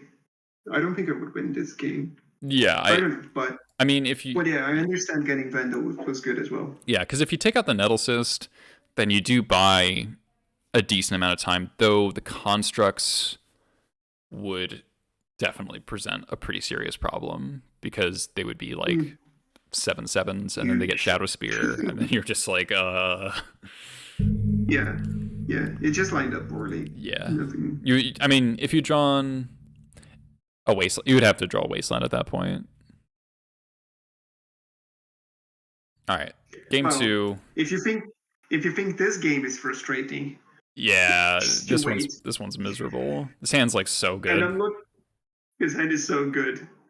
There's literally, I mean, there's force and the card that they have that punish this, but you have to go for it, right? Yeah, I mean, there's just no way you don't keep this ever. And they have Dismember, which is obnoxious. You hold up Blast, which is correct. Yeah. All right, I think. Oh man, this is tough. Yes. So tough, no? Yeah. So I'm thinking here, these Power Blasts are going to be very good. So I don't want to. I want to keep them up. I don't think this Power Driver is doing anything by itself, especially with my hand. So I'm gonna save it for Pyrokinesis. Yep. I don't think I want to Wasteland because they have mana, and this Magus of the Moon is much better than any Wasteland I can play. So yeah, I just wait. Yep. Yeah, I like removal and counter spell. Yeah. Another Nettle Cyst, and it's a 5/5. Jeez, yes, so annoying. It's a 5/5, so it's just out of Pyrokinesis and you don't draw a land. I think if you draw the land this turn, I think you just win the game because the Nettle Cyst. Well, Saga dies. That's still an artifact, right? Yeah, but 1, 2. Wait. Oh, Nettle Cyst counts enchantments. Oh yeah, it counts enchantments. That's why it's a 5/5. Okay. Yeah. So yeah, if you draw the land this turn, I think you definitely win because you just like kill this. You blow up the Saga for free, and then you Pyrokinesis the Nettle Cyst. Yes. And then they have almost nothing. I mean, they could have force, but I don't think they have force this game because of their next play. And then they wouldn't have the mana to cast this other Nettle Cyst because their Urza Saga wouldn't be a land. And then you draw Moxus. Oh my god, that's frustrating. Yeah, I think you definitely just lost to not drawing a land. That's as simple as it is. Played 0 blue spells, so yeah, their hand just lined up really well against mine. That's what happened. Yeah. It just boiled down to not having the third land. How have you been sideboarding against 8-cast? I mean, ignoring that our opponent's deck is like a weird version of 8-cast that's not stock, but like what have you been doing against the stock versions of 8-cast? I don't remember. So you brought in all the good cards. And cut the bad cards. I bring in all the Pyrokinesis. Yeah, me too. Crushmaster. I don't bother with Great Hate. Yep. Brave Hate. Yep, I agree. Because you have enough removal and stuff, and if they will, you get a 7-card hand. Yeah. Like I think Cage is maybe okay because it stops Emery and Echo. But it's just like that's what REB is for, right? Yeah, and removal for Emery and Caracas for Emery and Magus of the Moon and Blood Moon. I think I just bring it in on the play. Because it's quite slow on the flow, and they have Moxes and Petals and stuff. Yeah. Something I miss a good bit in this matchup is Chalice. Like Chalice on 0 is like broken against that deck. Yeah, it backs free. The side out it's harder though, right? Because what don't you want? Right. You bring in a lot of cards that bind you have red cards in your hand. Yep. Card advantage is not the most important thing. Yeah, so you have to keep up with the draw twos to some degree, but you also got to remember that like the average, like they draw a lot of cards, but the average card quality of their deck is pretty low because they have all the baubles and petals and opals and stuff. So like, for every 2 cards they draw, like it's like how many of those cards are actually, individually impactful. And then you want your removal and your ways to kill them, like Pile Driver. Yeah. So I'm left with siding out Vials. Yeah, I've been siding out Vials and then like Lackeys as well to some degree, which I think is really weird. And I kind of wonder if maybe like maybe Vile is actually a little bit better than Lackey when you're on the draw, because it's so hard to connect with Lackey on the draw against the deck that's playing Sai, Emery, a bunch of like 2/2 divinations that you don't want to trade cards on. Yeah, I see the point. We talked a little bit about it. Right. It's very hard. I think we would have to play much more Yeah, on do this actual deck to testing. find out. Yeah, because we do bring in like 6 straight removal cards Right. that are 0 or 1 mana to clear Right. for Lucky. Lucky is red for Barkneys as well, so having multiples is okay. Right. There are many upsides for it as well, but I do understand what you're saying about the Vios. Also, Lucky the other thing is might just not. they board in 2 Torpor Orbs, which makes Lackey worse, basically, because if Lackey's not putting in ETB effects, it's like not as impactful. The same argument can be made to Violet, no? Kinda, yeah. Yeah. I don't know. It's kind of tough. Maybe, I don't know. One of us needs to find some time to test with Callum. I think Callum knows this deck reasonably well, so maybe he could give some insight. April or something, so. I'm too busy right now to do dedicated testing, but this seems like a worthy activity. And I know you're pretty busy as well, so if anyone in the Goblins community wants to get someone who's good at ACAST and play a bunch of games against them so they can tell us what cards are bad, because it's not actually clear.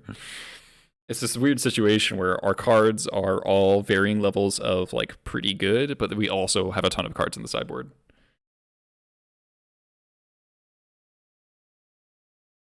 Yeah, well, that's the first loss. That was a frustrating loss, but I mean, boiled down to fairly specific things. Yeah, nothing you could have done. That hand was 100% a keep, so.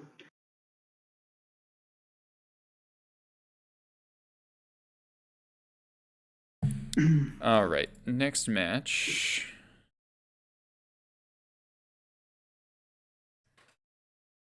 What do we have? We go back to more Delver. Ragavan decks.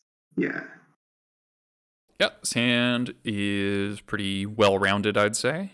You got your Cavern, you got your Port, you got your Wasteland, got a basic, like basically perfect mana. 1-drop, 2-drop, 3-drop. A lot of options here. The Vandal will vary. Like it might be the best card ever, or it might be really bad depending on the matchup. But if nothing else, it sacrifices to Pashlik, and it's a 1/3, which is, I feel like as everyone learned when Dreadhorde Arcanist was legal, 1/3s are just like weirdly good in Legacy at like blocking. Yes. We hate 1/3s. Yes, fuck 1/3s. Yeah, I go for the basic because even though I have lots of lands, this Cavern is just casting this Vandal, and I assume that I'm playing Port into Wasteland. So, Lackey. and then Lackey. Yep, snapping off. Yep. Wasteland to not get days, and then Lackey. And this was I actually think, I don't know if I said that in my review, like the only punish is if they play something and I cannot Wasteland and cast Vio protected from Force of Will, which is exactly what I'm like, okay, if they have a Force of Will, that's very annoying now. Right, yeah. But still, I think it was the right play. Yeah, Supreme Phantom. 1/3 from hell. Oh, they have to waste. Oh yeah, they're. Oh my god, they're dead. Oh my god, they're dead. Again, unless they've got shot. Yeah. Unless they've got shot. And yeah, I got a very good top deck there. I'm kind of surprised you didn't go Cavern, sack a token, play Pashlik. Yeah, that would have been very good, wouldn't it? Like you lose your Cavern, but like they can't. Honestly, the Cavern is probably worse than the Port is. Yes, exactly. And you would get to use the Cavern the one time you actually wanted to, which was last turn. They probably Wastelanded. And you have the Port next turn, and they're stumbling on mana, so... Yeah. 100%. I think we talked about this. Like, you're supposed to not trade the Lackey. You're supposed to just, like, ping the token and then connect with Lackey, put in Vandal. Like this just costs you damage. Yeah, and loses me the lackey in play as well. Yeah. Which could be important. Yeah. Because now all of a sudden, Muxus isn't a... Well, I guess you can cast a Muxus up Prospector, so like it's not that big a deal, but your draws are worse here. Like Ringleader's a worse draw than it would be. Yeah, that's not excusable. It's fine. And they brainstorm and die. Yeah, cool. That was a fortunate, easy one that the Wasteland was just like insanely good. All right, Mulligan. All right, this is a good hand though.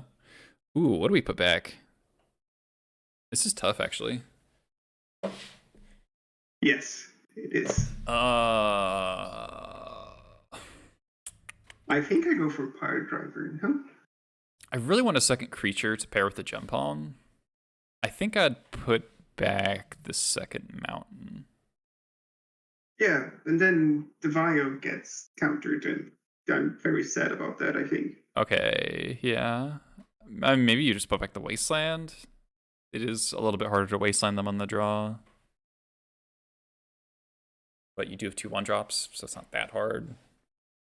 I don't know, I think I would put back Mountain, and then I lead on Lackey, and then turn 2 hope to go, assume my Lackey dies or I block their Ragavan, and then I go Wasteland, you play Vile. Or other way around. Yeah. Okay, so putting back the Pile Driver I think is like pretty defensible because like we do have a lot of creatures in our deck, so. Yeah, and the Pile Driver's not great right now. I'm thinking so yeah, now I went for that play. And I'm like, why did I go for this play this turn?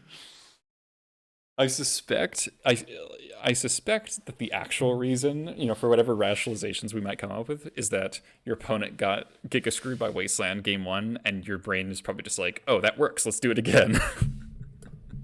Yeah, have they mulliganed or no? Let's check.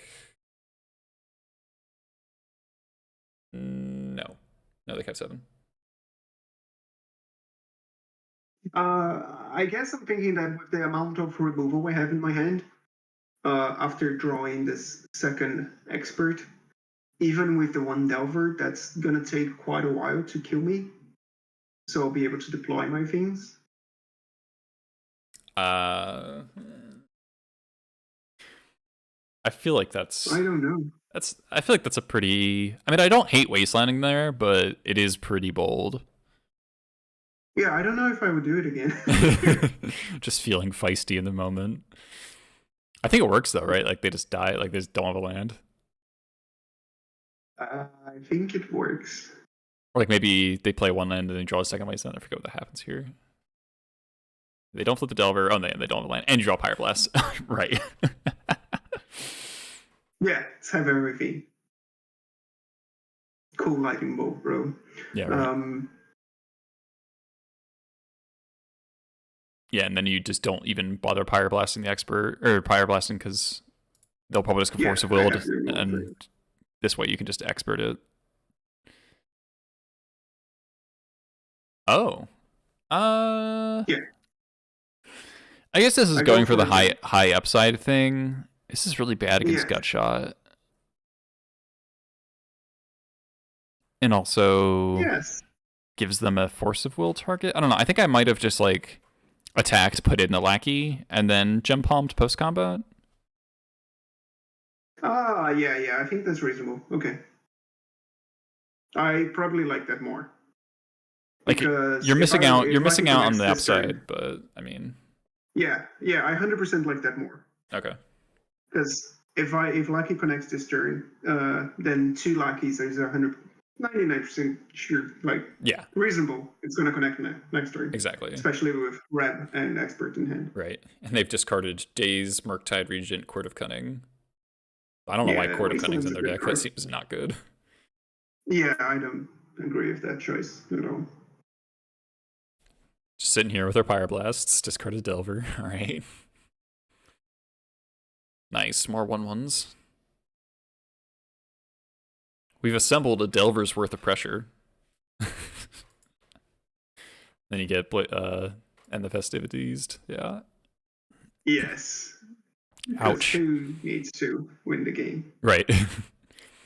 So, Mm. I mean, I realize this is just me being lucky, I guess, is that, you know, if we put back one of these mountains and kept the pile driver, they would definitely be dead by now. But Yeah. But there's no way to say that we would have drawn, you know, 3 more lands or whatever, so I'm not saying it's like absolutely correct. Right. Uh-huh. I like that you kept the expert on the Violon 2 and the Violon 3. I think that's good. Like, you got punished drawing Sling Gang, but I still think that's like definitely the correct move. Yeah, I don't want to spend this Pyroblast and a Force of Will. I want them to spend the Force of Will on my Pyroblast. Yeah, it's good. Yeah.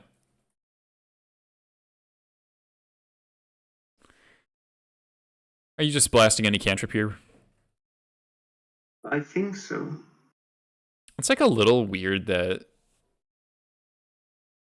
Pyroblasting cantrips means that they can daze your Pyroblast to like make a land drop, kind of like a Quarian Ranger type thing.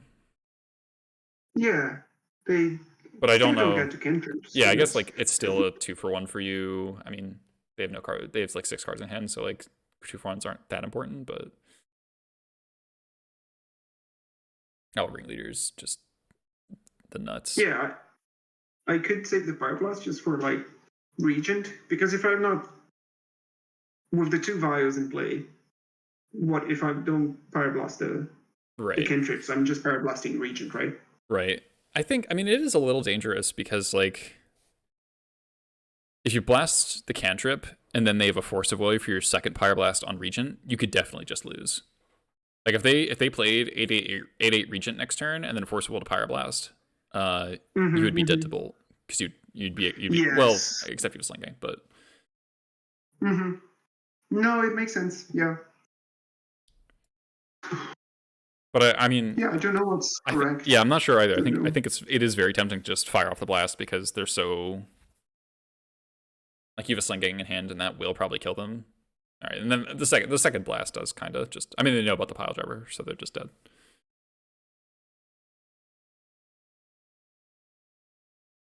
Feels like you got away with murder with that match, I feel like. Yeah, that wasteland and they just bricking forever. But you know what? Delver decks playing 18, 19 lands, they deserve that sometimes, you know? Like, we play 24 lands, and that shit happens to us all the time. Yes, exactly. Yeah, for breaking on lands, that's what they do, Sherlock. And we're playing against Delver again, right? Oh no, Yorion this time. Yeah, Yorion, yeah. So this is, at this point, round 1, 2, 3, 4, 5. This is round 6. Yeah. It's not a super exciting hand, but it's really good. Like, it seems like fine, consistent. And here I'm thinking, do I just Pyroblast this? Because I want to go turn 2, Power Driver, turn 3, Passionate Monster, 4, Drink Leader. Right. You know, so when am I going to use my Pyroblast to good effect? Yeah. It's kind of, and we more or less know the matchup because there's Yorion, and there's very few Yorion decks that play Green Sun, or that play Misty Rainforest Island, other than the 4-color thing.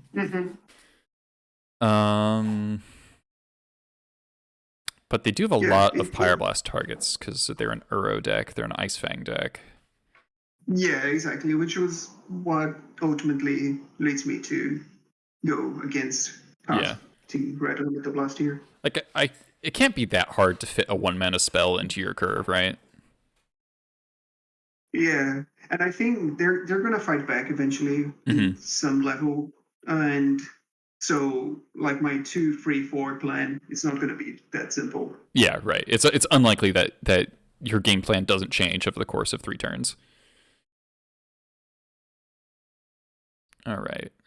Draw Crater Maker, the Abundant Abundant Growth.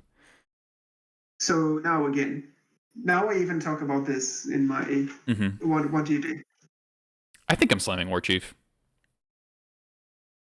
I think I'm slamming War Chief because it's an 80 card deck. Their density of plows is is less. They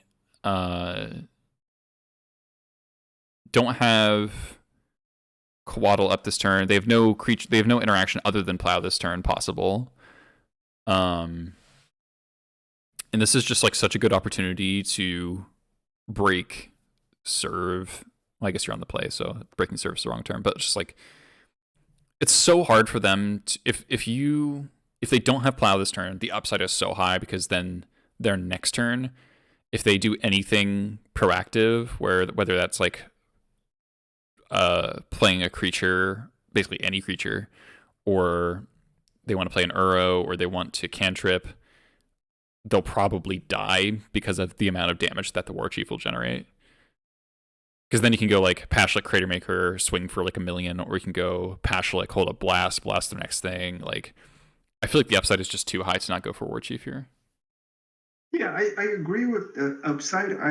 I'm thinking though, like my hand is just stacked with good things, and that I don't need to play that game. And I think just playing like the Pashlik Mons, and let's say they don't have the plow, I'm still in a really good position and tapping.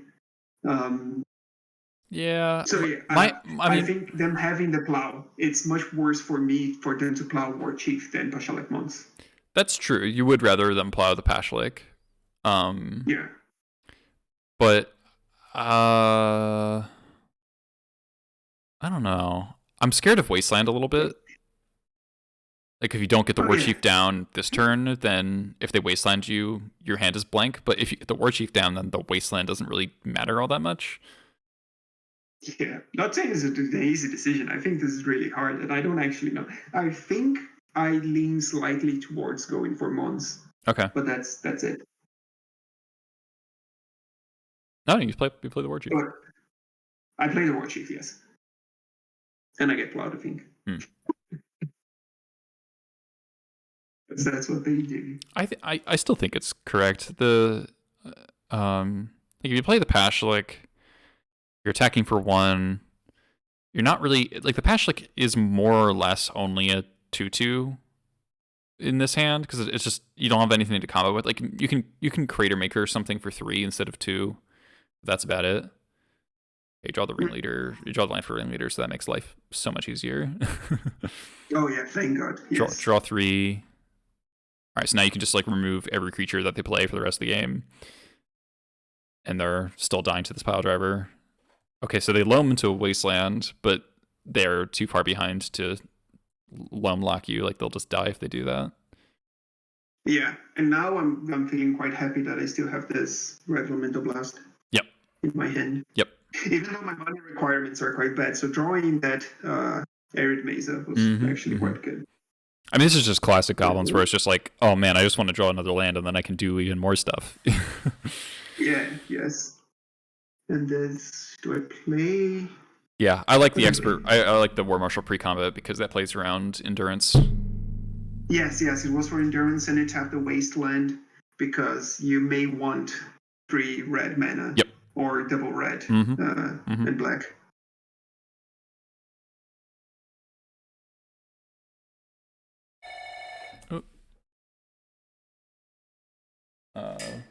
Did you hear that? I don't know if you heard that.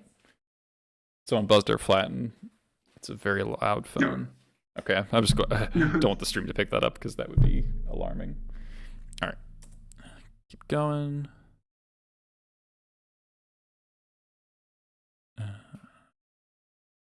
Attack for 5.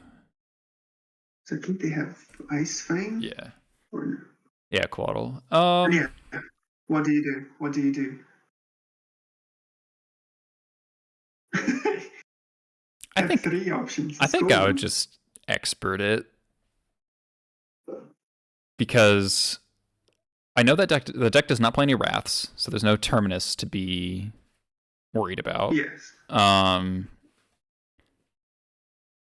They're drawing a card, but realistically, I feel like the only card that matters in this spot would be like... Sword explosives. Yeah. Oh. If they went like plow into Uro, we can kind of read that they don't have a second plow because they would have used it. So blasting here plays around top deck plow. Yeah. Off the Coatl. Yeah, I think I end up blasting. I think you do. That's what I'm thinking. I just want to limit their options. So if they like with the extra card, if they play, because I think like I'm winning. Uro is not all that terrible as well because it's blue, and I want them not to draw a plow to kill this power driver. Yeah,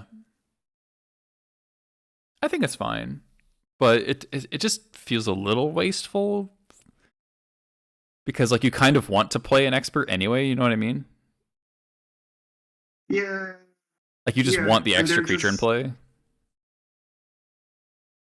Yes. So I don't know.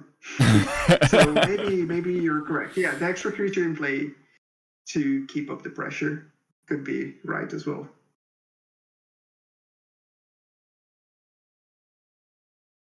It's close.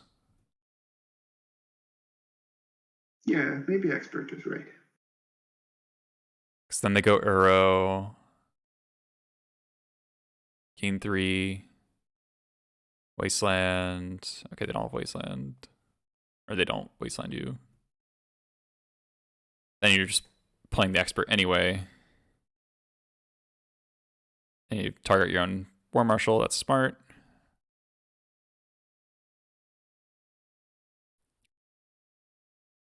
Swing. Brainstorm. Don't find anything because they have a colorless land. Weird, kind of weird game.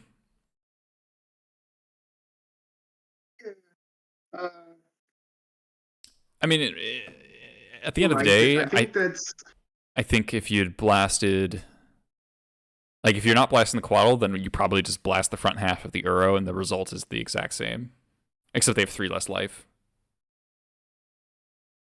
But they draw this. They draw. The way we drew was just like so peck in value. Yeah. That it didn't really matter what happened. Like we were gonna win this game no matter what. I mean, it was also just like the pile driver just absolutely soloed them, right? They took what? This pile driver dealt like 15 damage or something. Because they took 1, then they took 3, then they took 3, and now they take 9 or something. Yeah.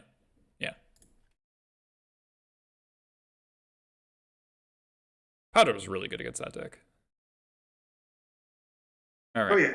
Now was it the first time where Prior Blast was good? Main deck? Where you drew it, yes, because the other time it got chalised. All right, so you mulliganed. Let's see. Wow, we've been going at this 2 hours. We're really getting in the nitty gritty of every one of these games, huh? All right, so there's still a bunch of rounds left, but we can pick up the speed a little bit. All right, so yeah, I think this is. I think it's reasonable to mulligan this. It's like very unexciting on the draw. You have an answer to an engineer? Yes. Oh, my computer's low on battery. That's good to know. Oh, my laptop hasn't been plugged in. Okay. The stream seems to be lagging a bit. I don't know if it's just me. That's probably why. And the internet here. But yeah. Okay. No, it was the fact that my computer was about to die. I have no idea why my computer was unplugged. Would you keep that hand? I think it's a reasonable keep, to be honest. Yeah, I think not great. It's not great. Turn 2 War Marshal's nice. You have a lot of good draws, but you don't have a cavern. You don't like. You're kind of Yeah. slow. Like if they go like if you go turn 2 War Marshal and then they go turn 3 Uro and then they just like escape Uro and turn 4 or 5, like you probably lose. Yep. If they have any start that leads with like a Birds of Paradise or a Dried Arbor, then you're really going to be slow. Yeah, it just felt very unexciting. Yeah, I think it's fine to mulligan. Yeah, the 6 is definitely way better. I don't know what I put back here.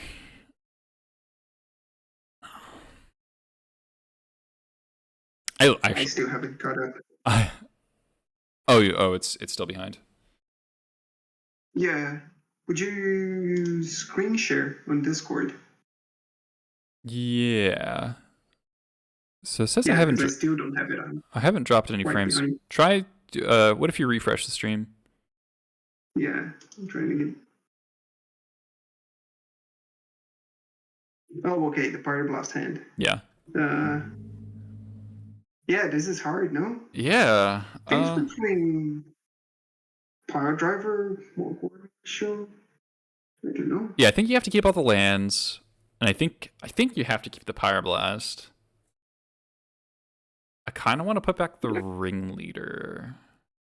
But mulliganing to 6, but you're on the draw.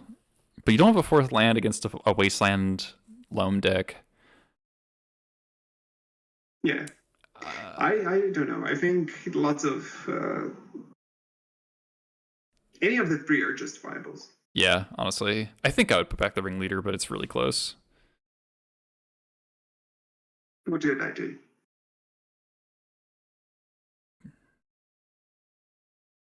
Let's see. Oh, the replay bugged. Okay. Let's see. What do you do? Oh, sideboarding. You cut Vandal, a Lackey, Fanatic, and that's it. And then you boarded in 3 more blasts. Oh, you cut a Port. I don't like that. Port. Yeah, I don't like that. Yeah, I don't think you want to cut a land against a Wasteland Loam deck or a deck that plays Green Sun for Primeval Titan. Yeah, I disagree with this completely. I don't know why I've done this. Yeah, I think I'd rather like take out another Lackey or. Yeah, I mean honestly, even Wasteland is probably worse than Port. Yeah. Okay, but moving past that, you board in. I think maybe this deck you only want 4 blasts, not 5, because the only real blast target it's like Uro. It's like Coatls. You don't necessarily want to blast all that often. And then Yorion. I think I agree with you. Like I don't think they present like how many games are you going to want to blast like more than twice? Like I feel like 2 blasts is like the maximum you really ever want to draw. I agree. I don't think I've played against like the Yorion version quite often. Yeah, I think you can blast Yorion as well, because the usual 4-color ones, I think they play like 1 Jace or have like a Teferi. Yeah, this is much more mid-rangey, a lot less control-y, a lot more creatures. I actually board in a Pyrokinesis on the draw against this deck because their scariest draws usually involve like fast like birds into like Ramen Excavator locks. Like Excavator is so annoying, and they play Grist, they play Plague Engineer. Like it's pretty easy to get a 2 for 2 or better. Like it's usually a 2 for 3. It's usually like 2 toughness creature, 1 toughness creature, 1 toughness creature on the Pyrokinesis. Yeah, I can see that. So I usually put in 1 Kinesis, go to 4 blasts, and then you brought in the Lantern, which I think Lantern's really good in this matchup because they only play 1 Loam, but they do play 3 or 4. They play 4 Uros and then all the Green Suns to get Uros. So I think Lantern's quite good. Yeah, that's. Yeah, I think I agree with you in all of that. Okay, so let's see what you actually decided to keep on this. Oh, you bought on the Pile Driver. Okay. Interesting. I mean, this hand, if you put back the pile driver, this hand is like a good controlling hand. So it makes the hand like coherent. So it's like putting back the pile driver is like, okay, my plan is to aggro them, whereas keeping the ringleader and putting back the pile driver is like, this is a control hand. Yes, and if they have a removal spell, I'd like to have the one creature in play. Yeah. Marshall. If I knew you had the fourth land on top of your deck, then the ringleader obviously is more immediately appealing, and join the war chief is nice as well. So the way this is playing out, your decision is definitely playing out well.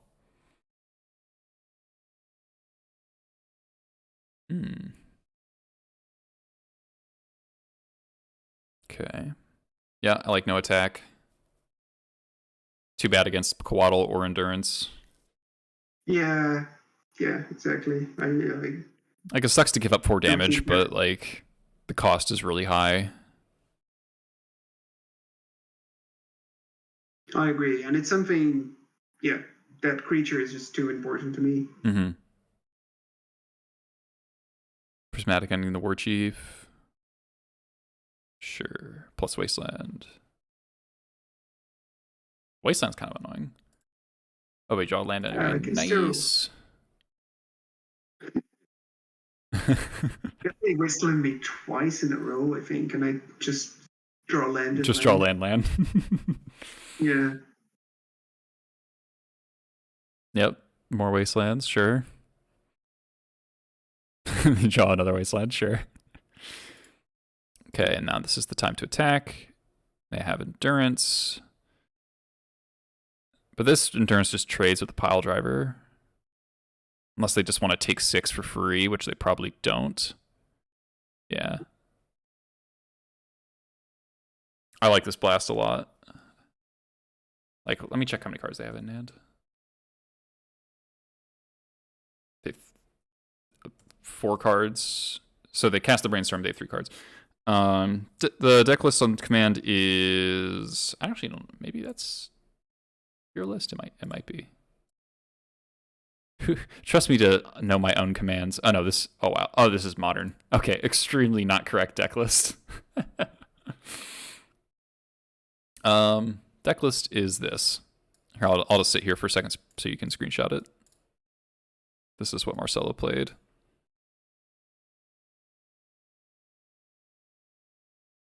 All right, so screenshot 3, 2, 1, do it. There you go.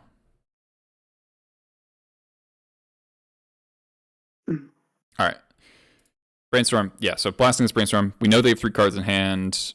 They haven't been doing a whole lot. Like, you told me, like, in this moment, you were just reading that their hand is, like, pretty bad. Because they've had a lot of mana and haven't done anything. Yeah, they paused the turn, like, with 3-4 mana open and didn't do anything. Yeah. So I would suspect their hand is, like, lands and maybe a removal spell. Maybe, like, a Force of Will if they don't have a blue card for, and they can't hardcast yet. So, and that ringleader is still looming there in my hand. Mm-hmm. Draw Mux's Pile Driver. Easy game, easy life. Not playing around a second Endurance, I think, is pretty reasonable. If they have Coatl, it's like not that big a deal. They're flooding. I would attack if I knew about a Coatl as well. So yeah.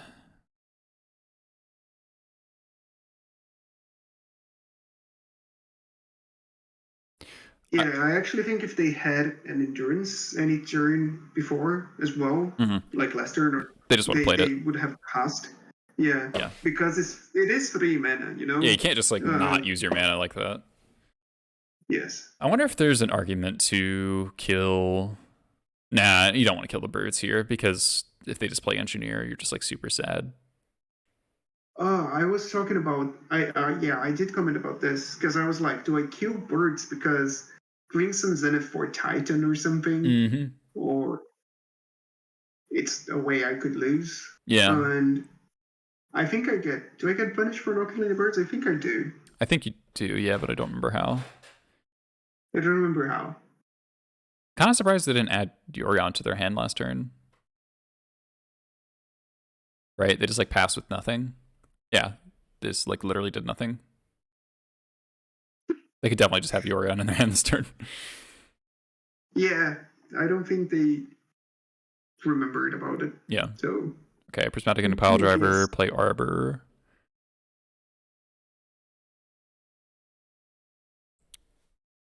Okay. Draw Pashlik. Okay. I think I just attack here. If they block a 1/1 with the Arbor, I think that's fine. Yes. And then post combat, I probably go Wasteland Caracas plus play Pashlik. Okay, yeah, this play doesn't make a whole lot of sense to me unless you're assuming that they forget the Pashlik is Caracasable. Yes, it did not make sense. That was just really bad. Okay, so their hand was I Plow. like here actually. Yeah. I like here actually killing both of their creatures. They go back to 5 mana, which is quite a bit. Or for their deck, they might need more to come back in it. And I'm attacking for 4. So it's a 1 turn, 2 turn clock. I just really want to get this Caracas off the table, honestly. Because the Caracas lets them do stuff like bounce Uro back to hand to just gain life and draw a card every turn. Because then if they're gaining 3 every turn, they can just keep pace with the amount of damage you're putting out. Yeah, that makes sense. And the Caracas blanking the Pashlik is also really annoying. Yeah, that does make sense. Okay, draw port, nice. Okay, now I would have killed the birds on this turn. Because you know you're vialing the expert in no matter what, basically. Yes. Yeah, should just have violed in. I guess. I mean, you play around expert. Or I mean, play around engineer. Engineer a little bit. Because if they had engineer, then you just violin Pashlik and then cast engineer dies. Yeah. Well, no, you could just kill them, right? Because you just go expert target Pashlik. Oh yeah, because they were gonna go. Yeah. Yeah, there are 2. There's Uro. Okay, and then you like change your mind and then kill it. Well, yeah, I'm like, I don't want them to know if they need what color of mana they need beforehand. Right. So I mean, if you're gonna make that play, then I think that's like the next best time to do it is in response to the cantrip to make them make the decision. Yes. Yeah, there is one thing that is important in Magic, is like not keep piling on to your mistakes. Yeah. Accept that you made the mistake and then adjust from there. Yes. And not keep going like, I did it before, so I'm not going to do it now. I'm going to look stupid or whatever. No, mistake, it's fine. Yep, that's a very important thing. You'll activate Pashlik Mons for lethal. Love it. Who doesn't? All right, let's speed it up a little bit. All right, so this is Blur Delver again. Obviously you have to mulligan. This hand is pretty bad, but you know, it's got a blast and matron and land, so it's not that bad, but it's just like does nothing. God, I'm quite behind in my stream. I'm still seeing the last game. We try to refresh again.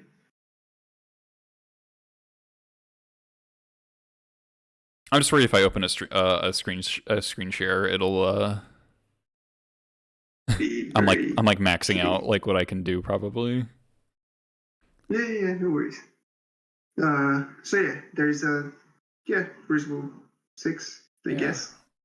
I wonder if there's an argument just keep the Muxus. Like you don't know what your opponent's on. Like if you just have a hand with Muxus in it and 4 lands, it's just like okay, maybe I'll just cast this on turn 6 and that'll be enough. Yeah, But then you're like, well, then you have to put back a land, and then you're keeping a 3-lander with a Muxus in it, and that's like, nah. I guess you're just supposed to put back the Muxus.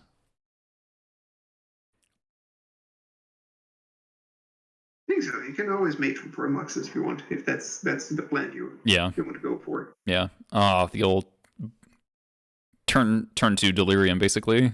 Almost turn 1 delirium. No, it's so obnoxious when that happens, isn't it? Yeah. Oh, the wasteland. I don't think you're allowed to wasteland here. They've seen like 3 cards. I mean, I guess they've only had control over one of them. They milled the Murktide Regent. I don't know. Yeah, Maybe milling Murktide. Behind. Man. I don't know. I don't think you're allowed to wasteland. Tend to agree.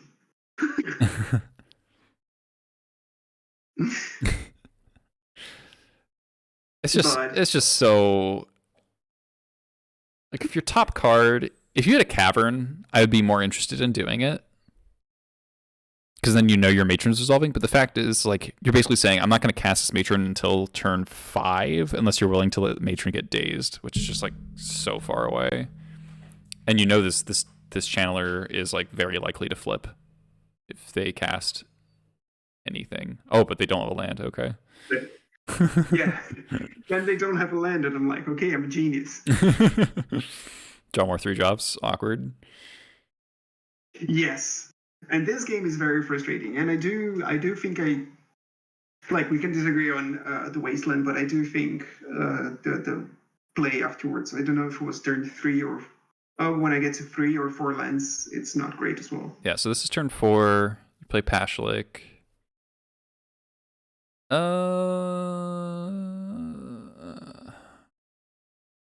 It's hard, isn't it? Yeah, because I'm thinking if I play any card, they can force it and get delirium because they don't have it as an instant. Right. So that's going to increase the clock by a lot. Right. So I can just wait for a turn and cast something with Red Elemental Blast up. I think you're supposed to play something. Yeah, I think waiting is too easy to punish. Yes. So I think I'd like a 3-drop. I think I'd play Matron and get. I think there's actually an argument to get Lackey, because if they force of will or 100%. play anything, then I get Lackey next turn. They have to attack. Yeah. Okay, force prestigitation, mill got shot. Okay, well, that would have gotten punished, I guess. Then you get Lackey. Oh, they have a second force and you blast it. Okay. Wait, hold on. What happens here? Okay, so you draw a cavern. Yes. And I don't think I make the right choice again here. Because I don't think I should have played. Like, you don't think you should have played what? I don't know. I think I lose the cavern when I shouldn't. I mean. So here, yes, Badlands into Lucky. Yes, that's the play, right? Yeah, I think so.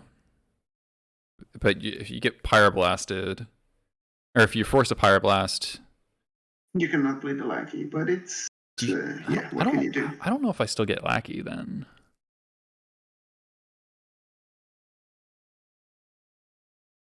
I mean, they have a 4-turn clock. What if you get Jump Palm, and then next turn is Cavern out Matron for War Marshal?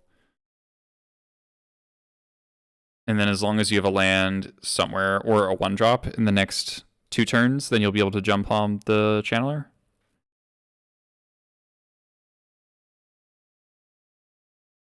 It's reasonable, yes. But I do get the appeal of Lackey. But I think we can't like bank on them missing on lands for like actual forever, especially when they get to scry so often.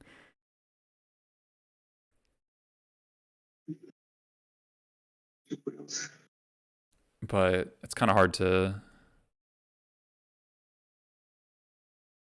And they draw land. Okay, and then you do get jump home. But yeah, if this Lackey was a War Marshal, it's like way better. Mm-hmm.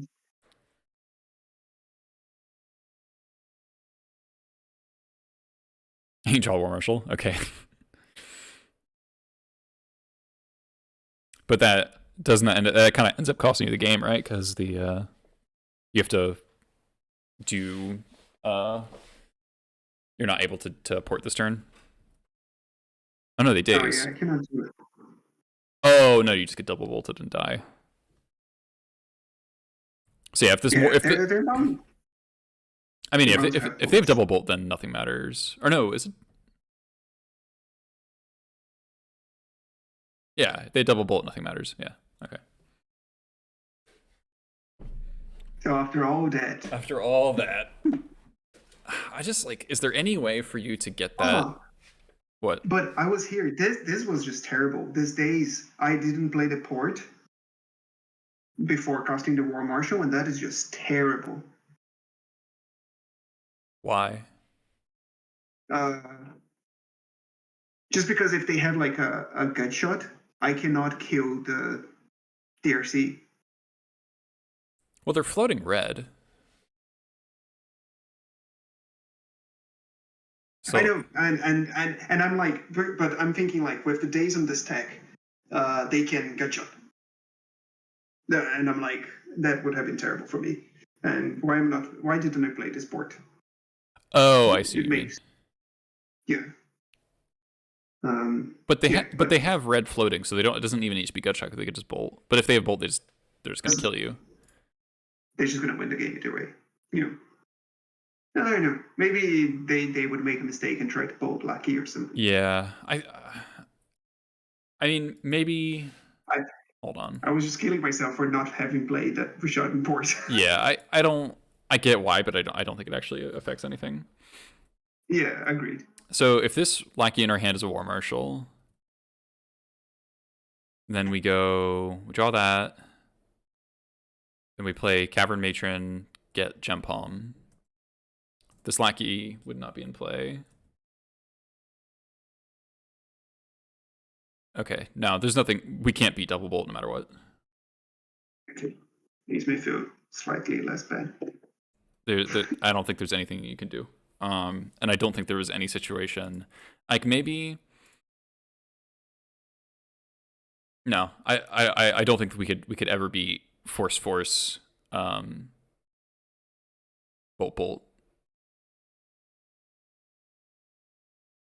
All right, that's cool. See what I screw up next game as well. I mean, that game is total whatever. This hand's great though.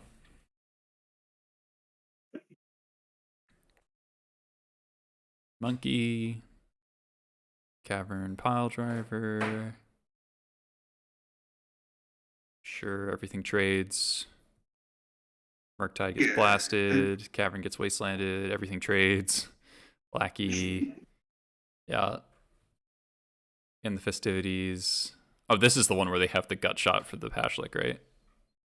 Yes. So you think it's the same kind of situation, or? I would totally vial it in. Yeah. Yeah.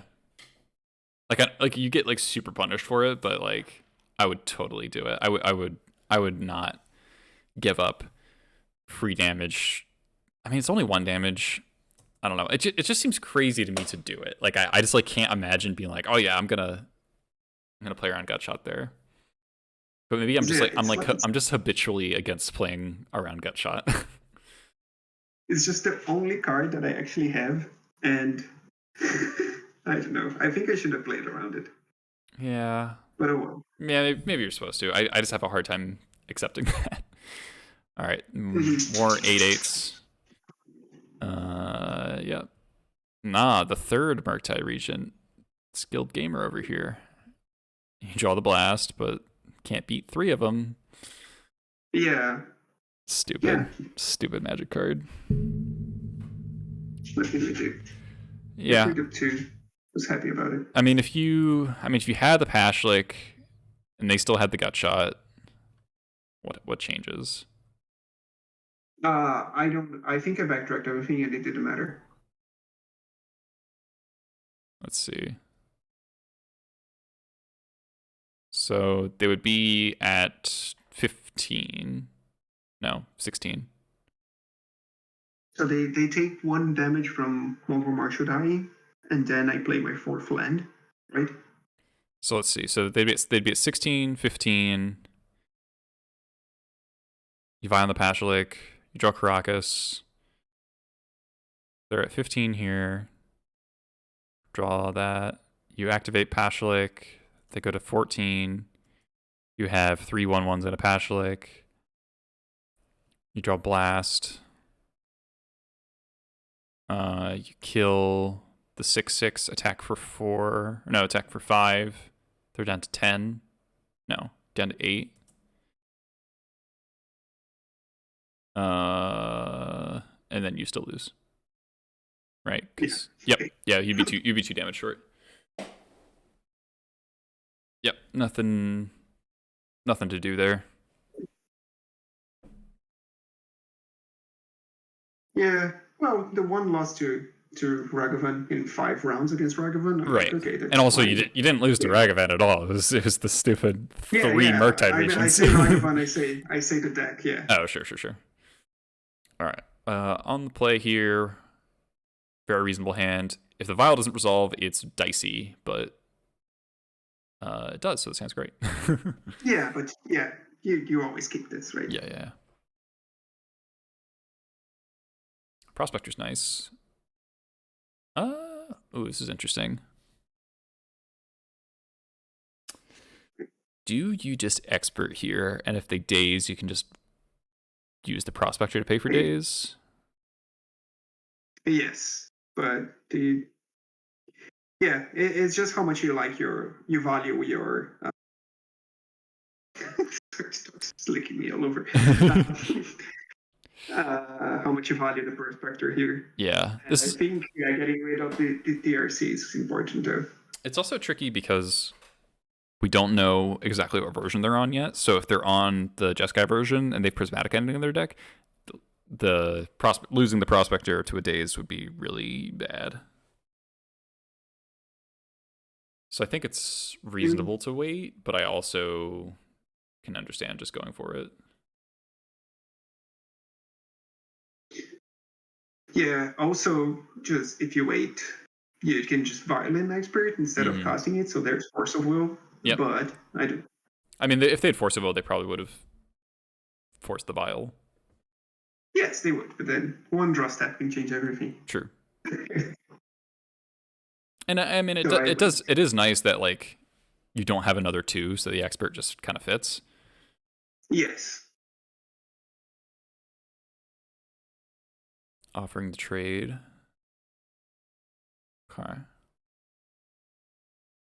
Okay, kill it, sure. Get wastelanded. Alright, so now we know it's actual Delver. Draw land, wasteland. I love this play.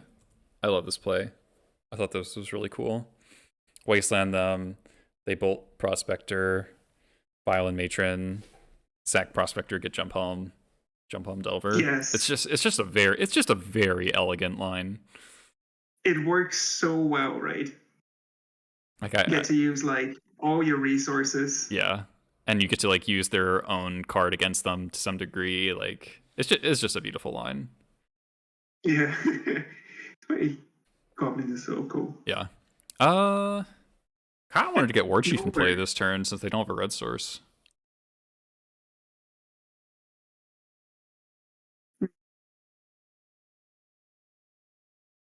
I think I just would have.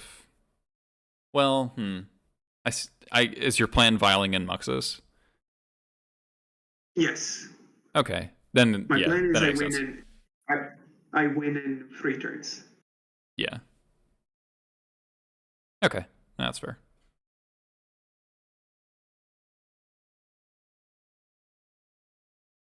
Then again, I could just file in the matron in my upkeep the following turn, right?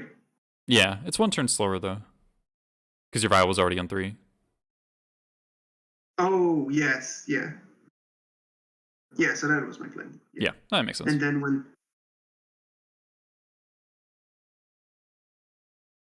this hand, extremely good. Needs a Pyroblast to be perfect, but it's like all the right goblins.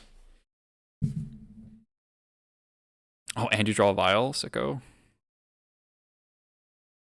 I think I'd lead on Lackey, play on Lackey here for sure, because, again, don't want to get Vial dazed. You have 2 Lackeys, they don't have a red source, so like their only plays next turn are Cantrip plus Bolt or Cantrip plus Threat.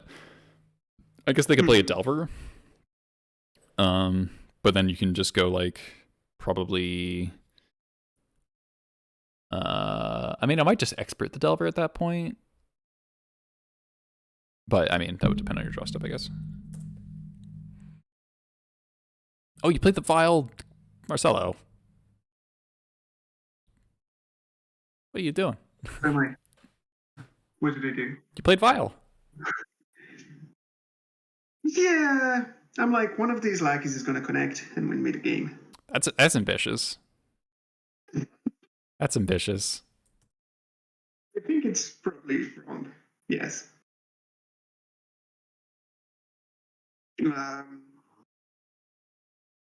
Yeah, I'm gonna say it's just flat out wrong, especially considering that they, as you said, they don't have many answers to a resolved file anymore. Their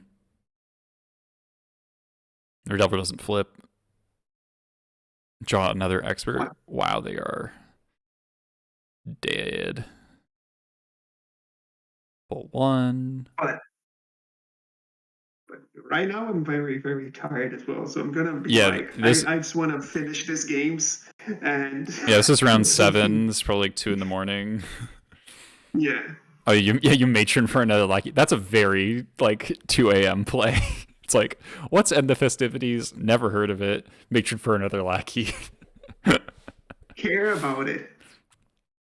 Because, like, with this, I have removal. I want, and another. You just draw another Cavern. I want Lackey to connect. Just play it. Amazing. Yeah. I mean, so if you attack for 4, and you put in Matron, and then what? You don't have Muxus in your deck.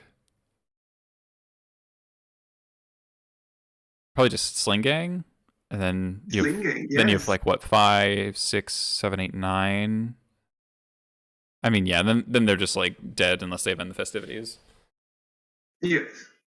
Make them have it. Yeah. I mean, that was your plan from the very beginning. Was just like, I'm not playing around in the Festivities. No. All right. Yeah, there were probably different and better lines, but I feel like, yeah, I'm very tired already. Yeah. All right. Here's the match. Oh, that was so bad. This will haunt you for a while. It's okay. Just you got to be kind to yourself and remember that it's 3 a.m. here. Shit is rough. It's a very good hand. Yeah, against this matchup. Yeah.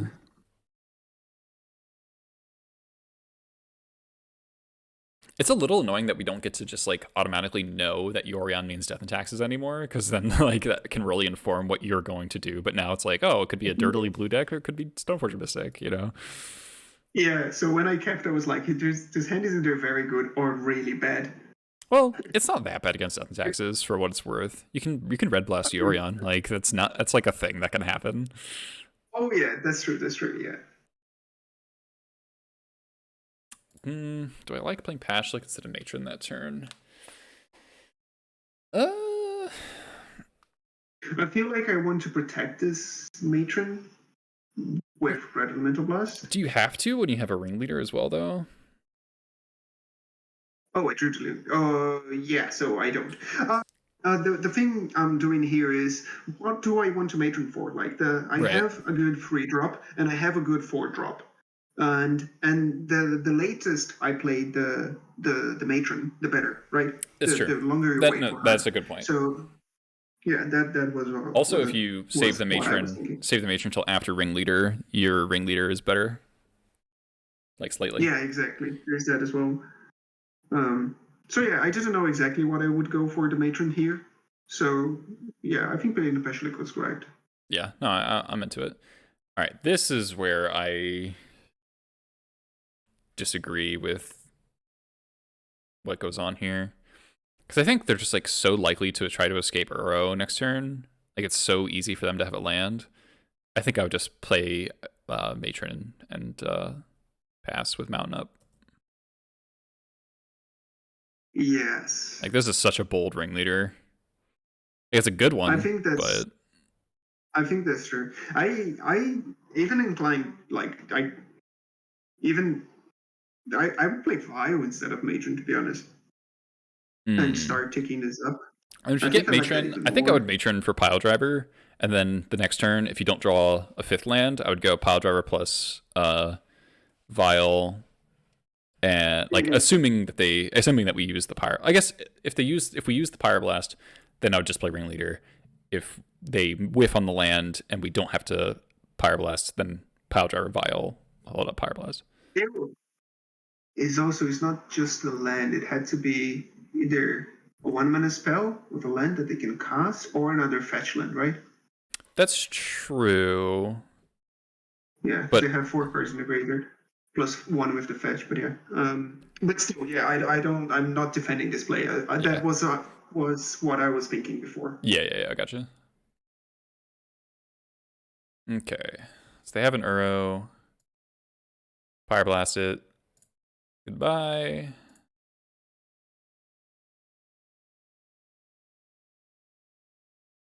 I'm assuming you're okay trading Pashlik with a Quaddle because you have a second one in hand. Seems fine with me. Then Yeah, you want to pressure. I think I would play Pile Driver or Lackey instead of Vial. Like you just want to kill them. Uh, yeah, that would have won me the game. So you're perfectly correct.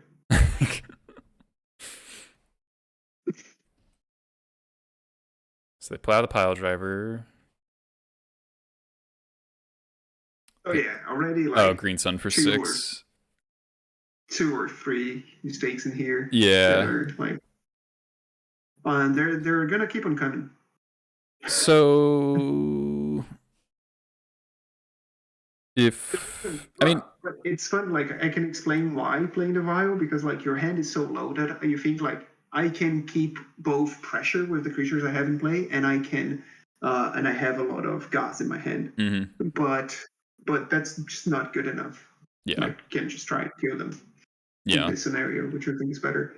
And yeah, Grave Titan punishes, and I have a sure kill here. Yep. Deterministic lethal. Yeah, How many and I'm just like, so this is exactly the same situation with the Murktide region before, like very Yeah. similar. That I was like, oh, I have to kill this Murktide, and then here I was like, I have to kill this Titan, whereas I could just have killed them. Mhm. But this one actually punishes me.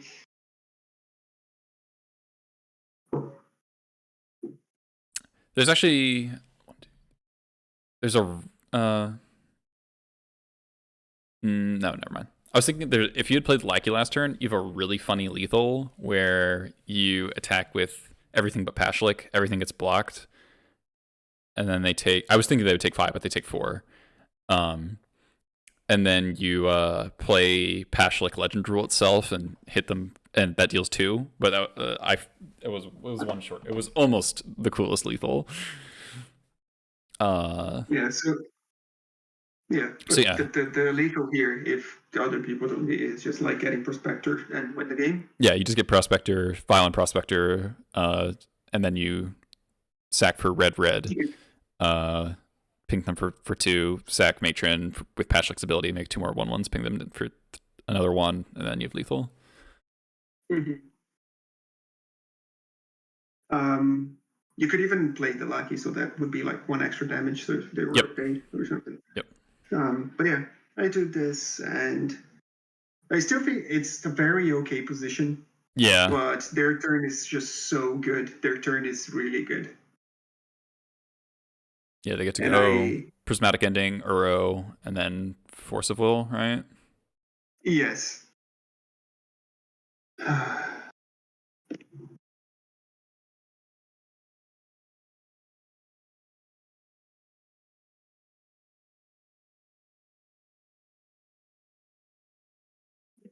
Oh, it's Force of Will, right? There's 2 Force of Wills.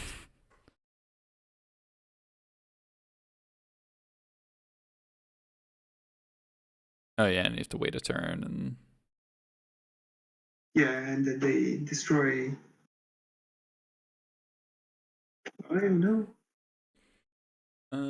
Yeah, it's just all very. Yeah, that's a rough one.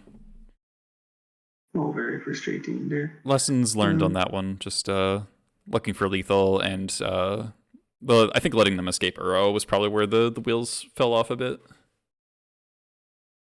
Like, denying them 3 life and a card would have been like really big. Yeah, the mistakes this time were not related, but like I threw the game like in at least 3 different turns. That's a rough one. All right, game 2, hands definitely keep. It doesn't get better. Oh wait, what goes on here? Oh right, all right. So this was your 7, and you mulligan this, which is understandable. It's very all in. I probably would have kept it, but I don't know. Maybe I'm too bold. Yeah. I don't know. It's so. I mean, it's a bad. I mean, if you draw a land, it's okay. I mean, if you draw, you play Pile Driver and then do nothing, so you have to draw like land, or like Second Lackey. I don't know. Yeah, they have they keep in the forces, right?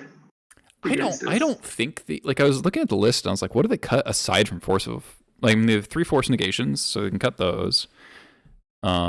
And then the next worst cards really are the Force of Will. Is like they, and they want to board in the 2 engineers, a Hydroblast, and then like, I mean, this opponent brought in Force of Vigor, which I thought was kind of wrong, but they did it. So yeah, let's say that is it. So that they can still keep the forces like that. They have Hydroblast, 4 plows, and 4 endings for Lackey.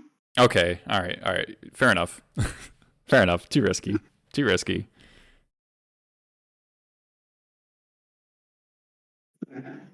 I think this is a hand I would keep at 3 a.m. though. Yeah, that's probably correct. That's probably the best. It's like I'm 6-2. I want this tournament to be over, you know. But I mean, this is like a pretty reasonable 6. I think I like putting back the Ringleader because the Muxus is so good if it ever comes down.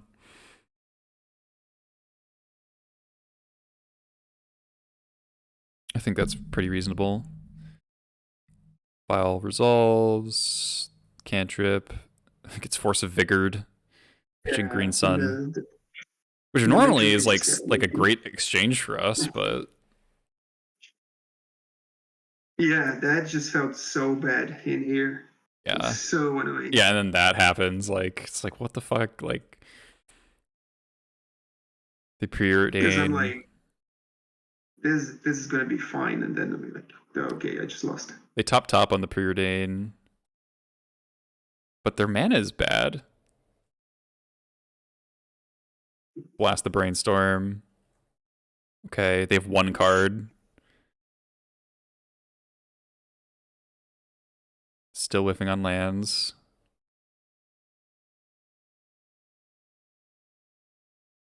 Draw a Cavern, gets Wastelanded, but resolve Pile Driver.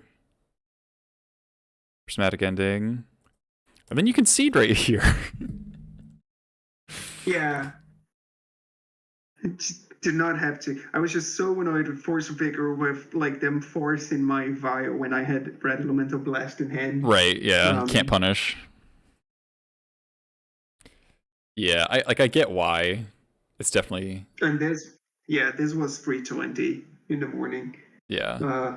That's, I mean, 100% mistake, but it happened. Yep. Yeah, I mean,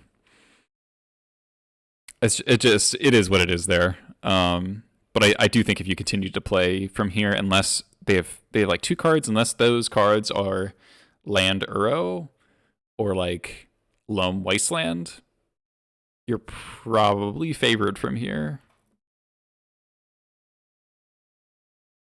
Probably. Oh,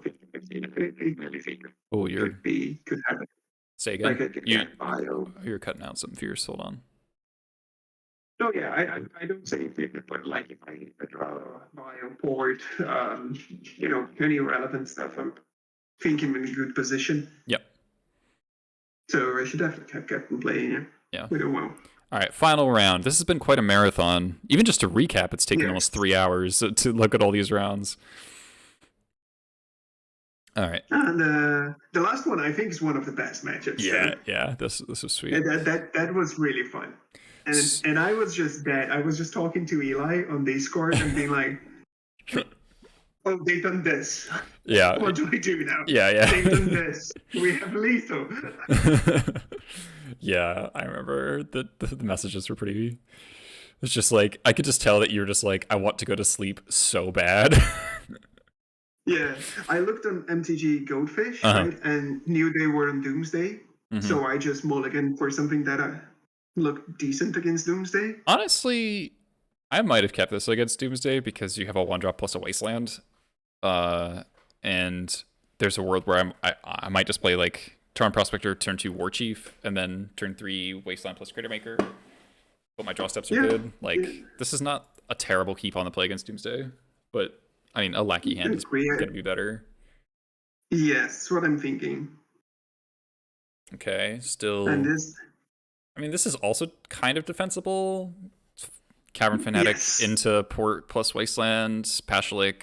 Yes. Agree again. But I'm like, yeah, let's get a Lucky you hand. You just want them all against the nuts. Yeah. And the 5 have a Wasteland as well, or no? No, but this is a reasonable 5, but not the nuts. Yeah, so I'll go with 4. Just go to 4.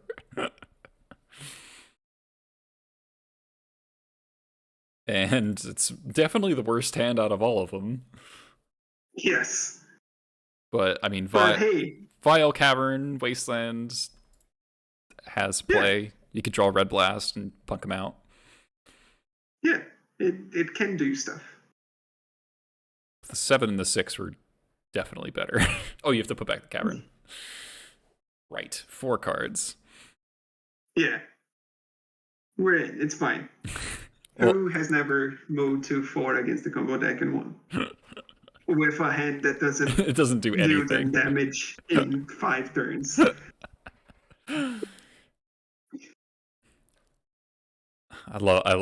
This game's hilarious. Turn 1 Doomsday. How some people were playing these decks nowadays, because on move to 4, like, do they have to Doomsday? Like, what else do they have in their hand right now? Dude, why not just wait? Yeah, like, what's gonna happen? What's the worst that can happen, right, from this situation? It's a land destruction spell, right? Yeah, and they don't even play around that. So yeah, it makes no sense to not put a way to beat Wasteland in your pile. That just is absolutely incorrect. And it was even the first, like, if it was the second Wasteland that got them. Mm-hmm. But it was... yeah, it was just 1. They just, instantly concede. Okay. I'm extremely happy. Oh, this one was so frustrating. Oh, yeah. Because I was talking to you about this keep. Okay, in fairness to me, you did not reveal that they showed Baleful Strix that was in their deck in game 1. Yeah, I did not say anything. Though, even, I mean, why is this Vandal in your deck, actually? I don't know. All right. I mean, this is round 10. That's a valid answer. But yeah, it's definitely a keep. Like, pretty fast clock, and Grenzo might like fuck up their Doomsday pile. And if you draw a red source, like Prospector's like a super good draw. Wait, you mulliganed. Marcelo. I mean, this hand's better, but I would have kept the first hand. Why is there mulligan lackey hand? Yeah. Maybe you just didn't see the lackey. Is that what happened? What are you putting back? Putting back here. I remember we talked about this. Like, I even had the Grenzo. So that's the interaction I needed. Yeah, let's just get a better hand that has everything that I need. Oh yeah, so this was quite interesting, right? Because all the cards are could be good. Yeah, every card is good. Yeah. What do I put down? Was it? I think it was the Mesa. Fetch? Yeah. Yeah. But that's Wasteland is good. Yeah. This Lucky needs to go in. It's bad if you draw a Pyroblast, but you do have a lot of red sources in the deck. Mm-hmm. Or if you want to cast the Grenzo on turn 2, but it seems unusual that you would want to Grenzo on turn 2 rather than Wasteland them. But as we find out. That's what's gonna you draw the Prospector though, so that's cool.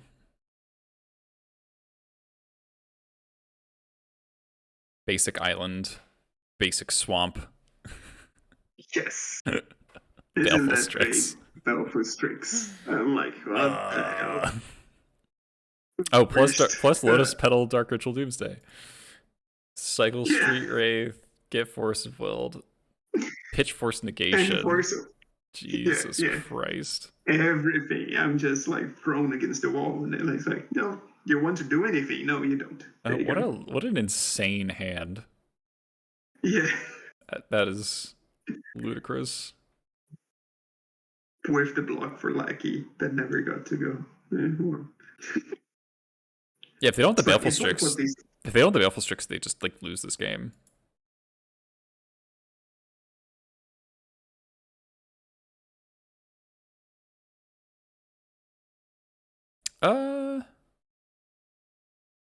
Are you supposed to trade there?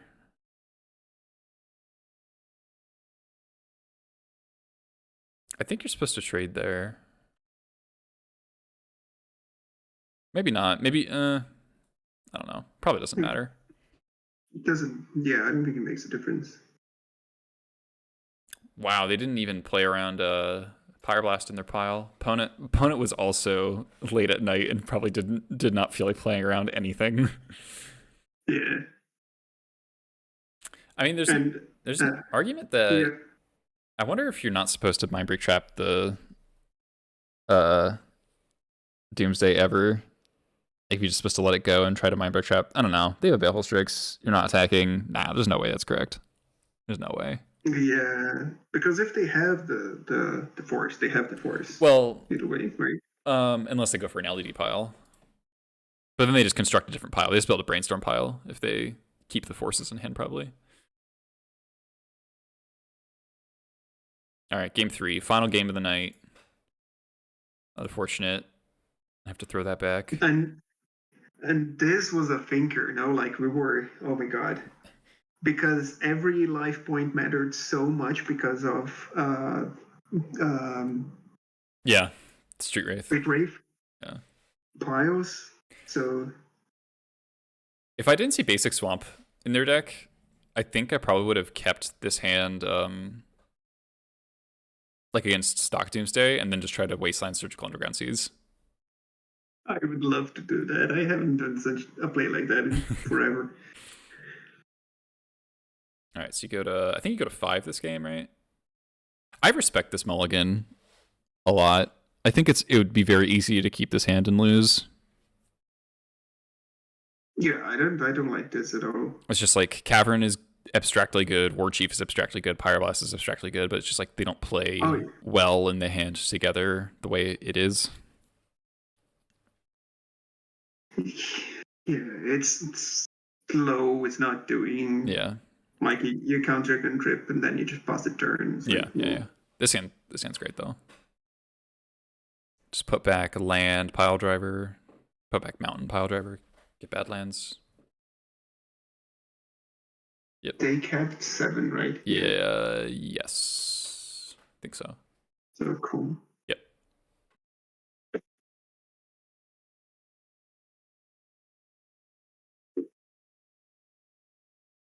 And also the decision, like to surgical, like Yeah. it was. Oh, yeah, you draw the blast. Really interesting. Of when to do it, the decisions when to port and what to port, playing around days. This whole game was just quite hard. From move to 5. So they bottomed both the preordains, so I think you have a pretty reasonable shot of not dying through a surgical this turn, so I agree with porting this turn. They mill a Force of Will. And the fact that they mill the Force of Will actually, like, ends up mattering, right? Yes, so much. Brainstorm. So I think that Brainstorm tells you that they were looking for Lotus Petal.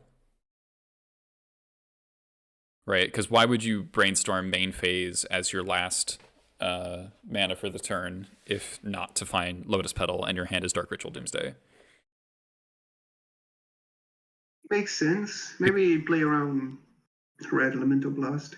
Yeah. But like, Red Elemental Blast. Since you're gonna play it away. Red Elemental Blast will always interfere with your ability to draw with Doomsday. Your pile.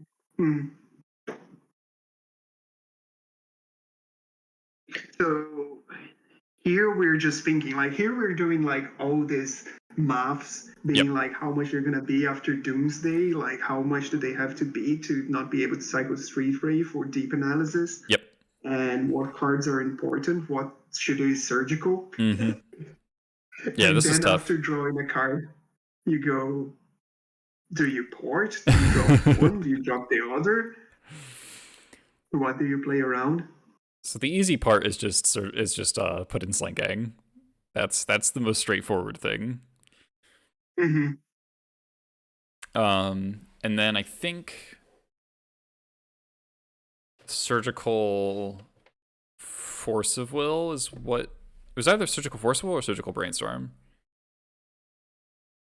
Yeah, I think the Surgical Force of Will, because we really wanted the information on whether or not they have days or not, meaning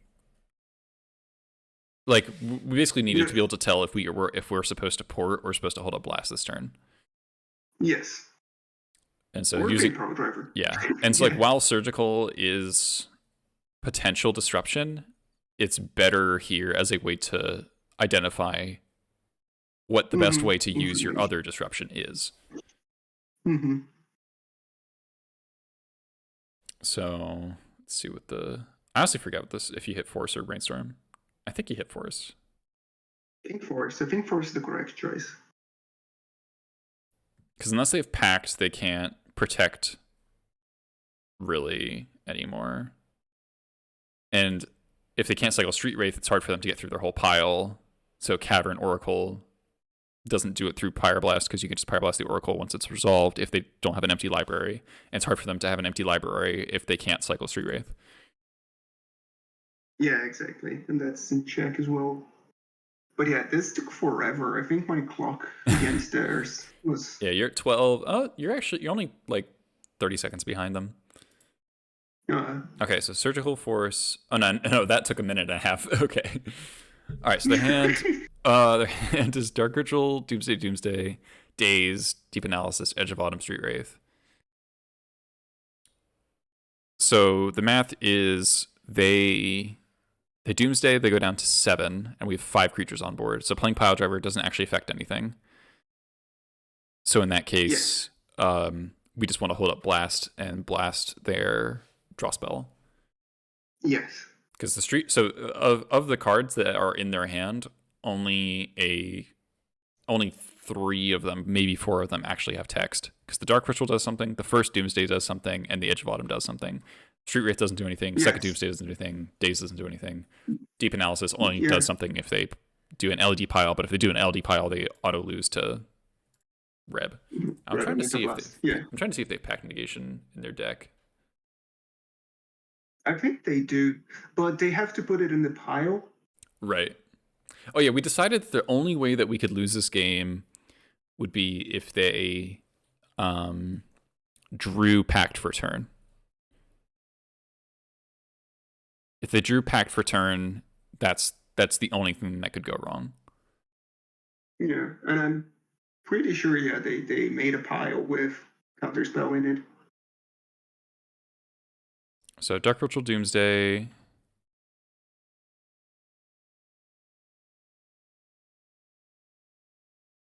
That opponent takes forever. So now you're 9.5 minutes and they're at 11 minutes 7 seconds on casting Doomsday. Let's see how long it takes them to. Let's see how long it takes them to resolve their Doomsday.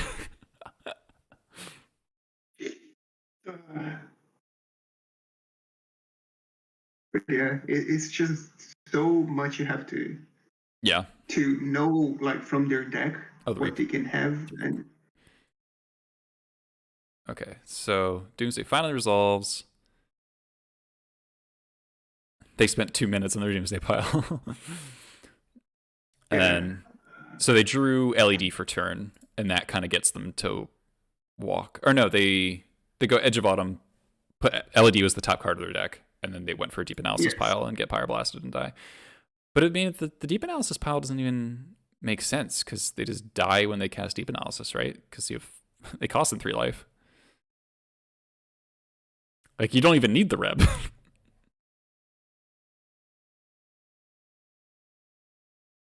They're not casting that Deep Analysis. They're casting what they drew. Oh, okay. They like consider or something. Yeah, or Ideas Unbound. Right. And that could probably get them there. Yeah. Yeah, Ideas Unbound. 4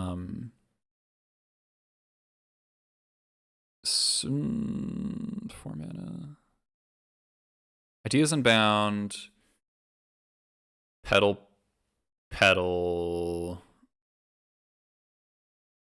They still need one more cycler, but they have enough mana to do that. So yeah, okay. It would have to be Ideas Unbound. So you get there. So 7 and 3. Yeah. Could have been better, but could have been worse. So. Could have been better, could have been worse, but mostly on the side of could have been worse, because overall, like, you still made a lot of good plays. Like, the number of good plays far outweighed the number of bad plays. Thanks. I'm going to agree with you for my ego.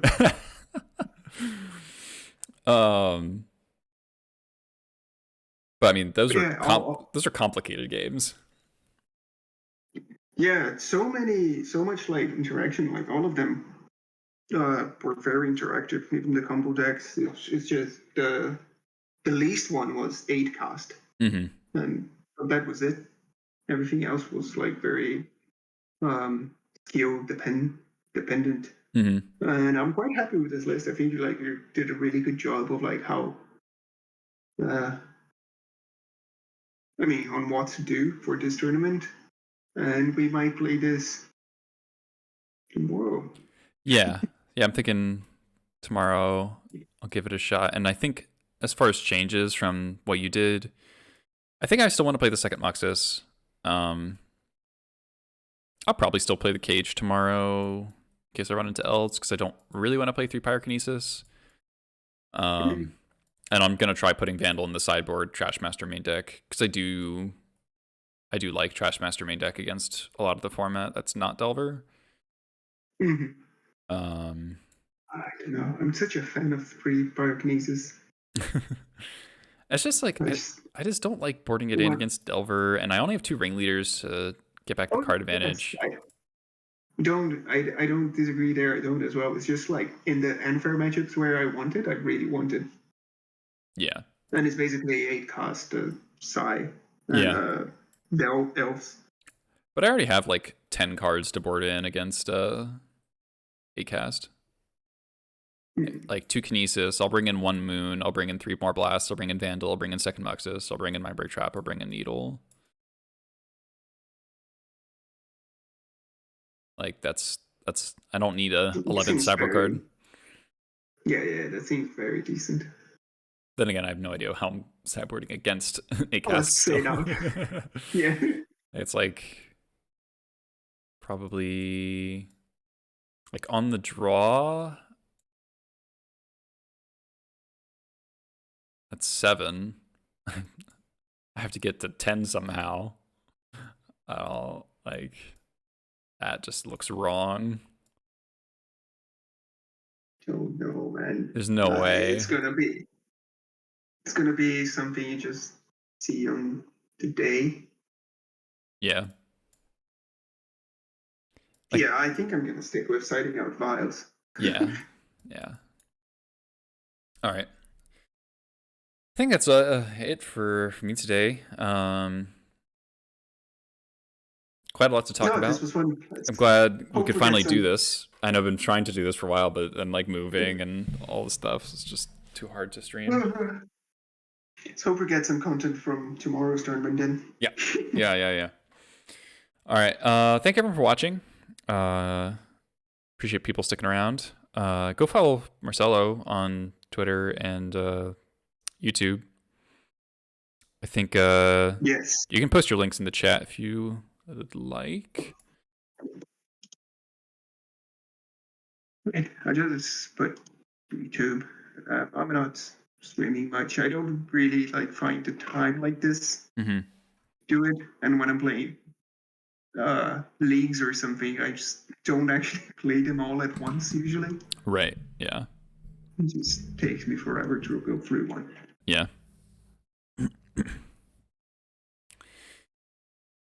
Yeah, there is more nice goblins content in there. All right, I'm gonna close up the stream for now. Catch y'all whenever I stream next. I don't know when that will be. I have a lot of work to do, but I'm glad we got to do it today. All right, thanks everyone.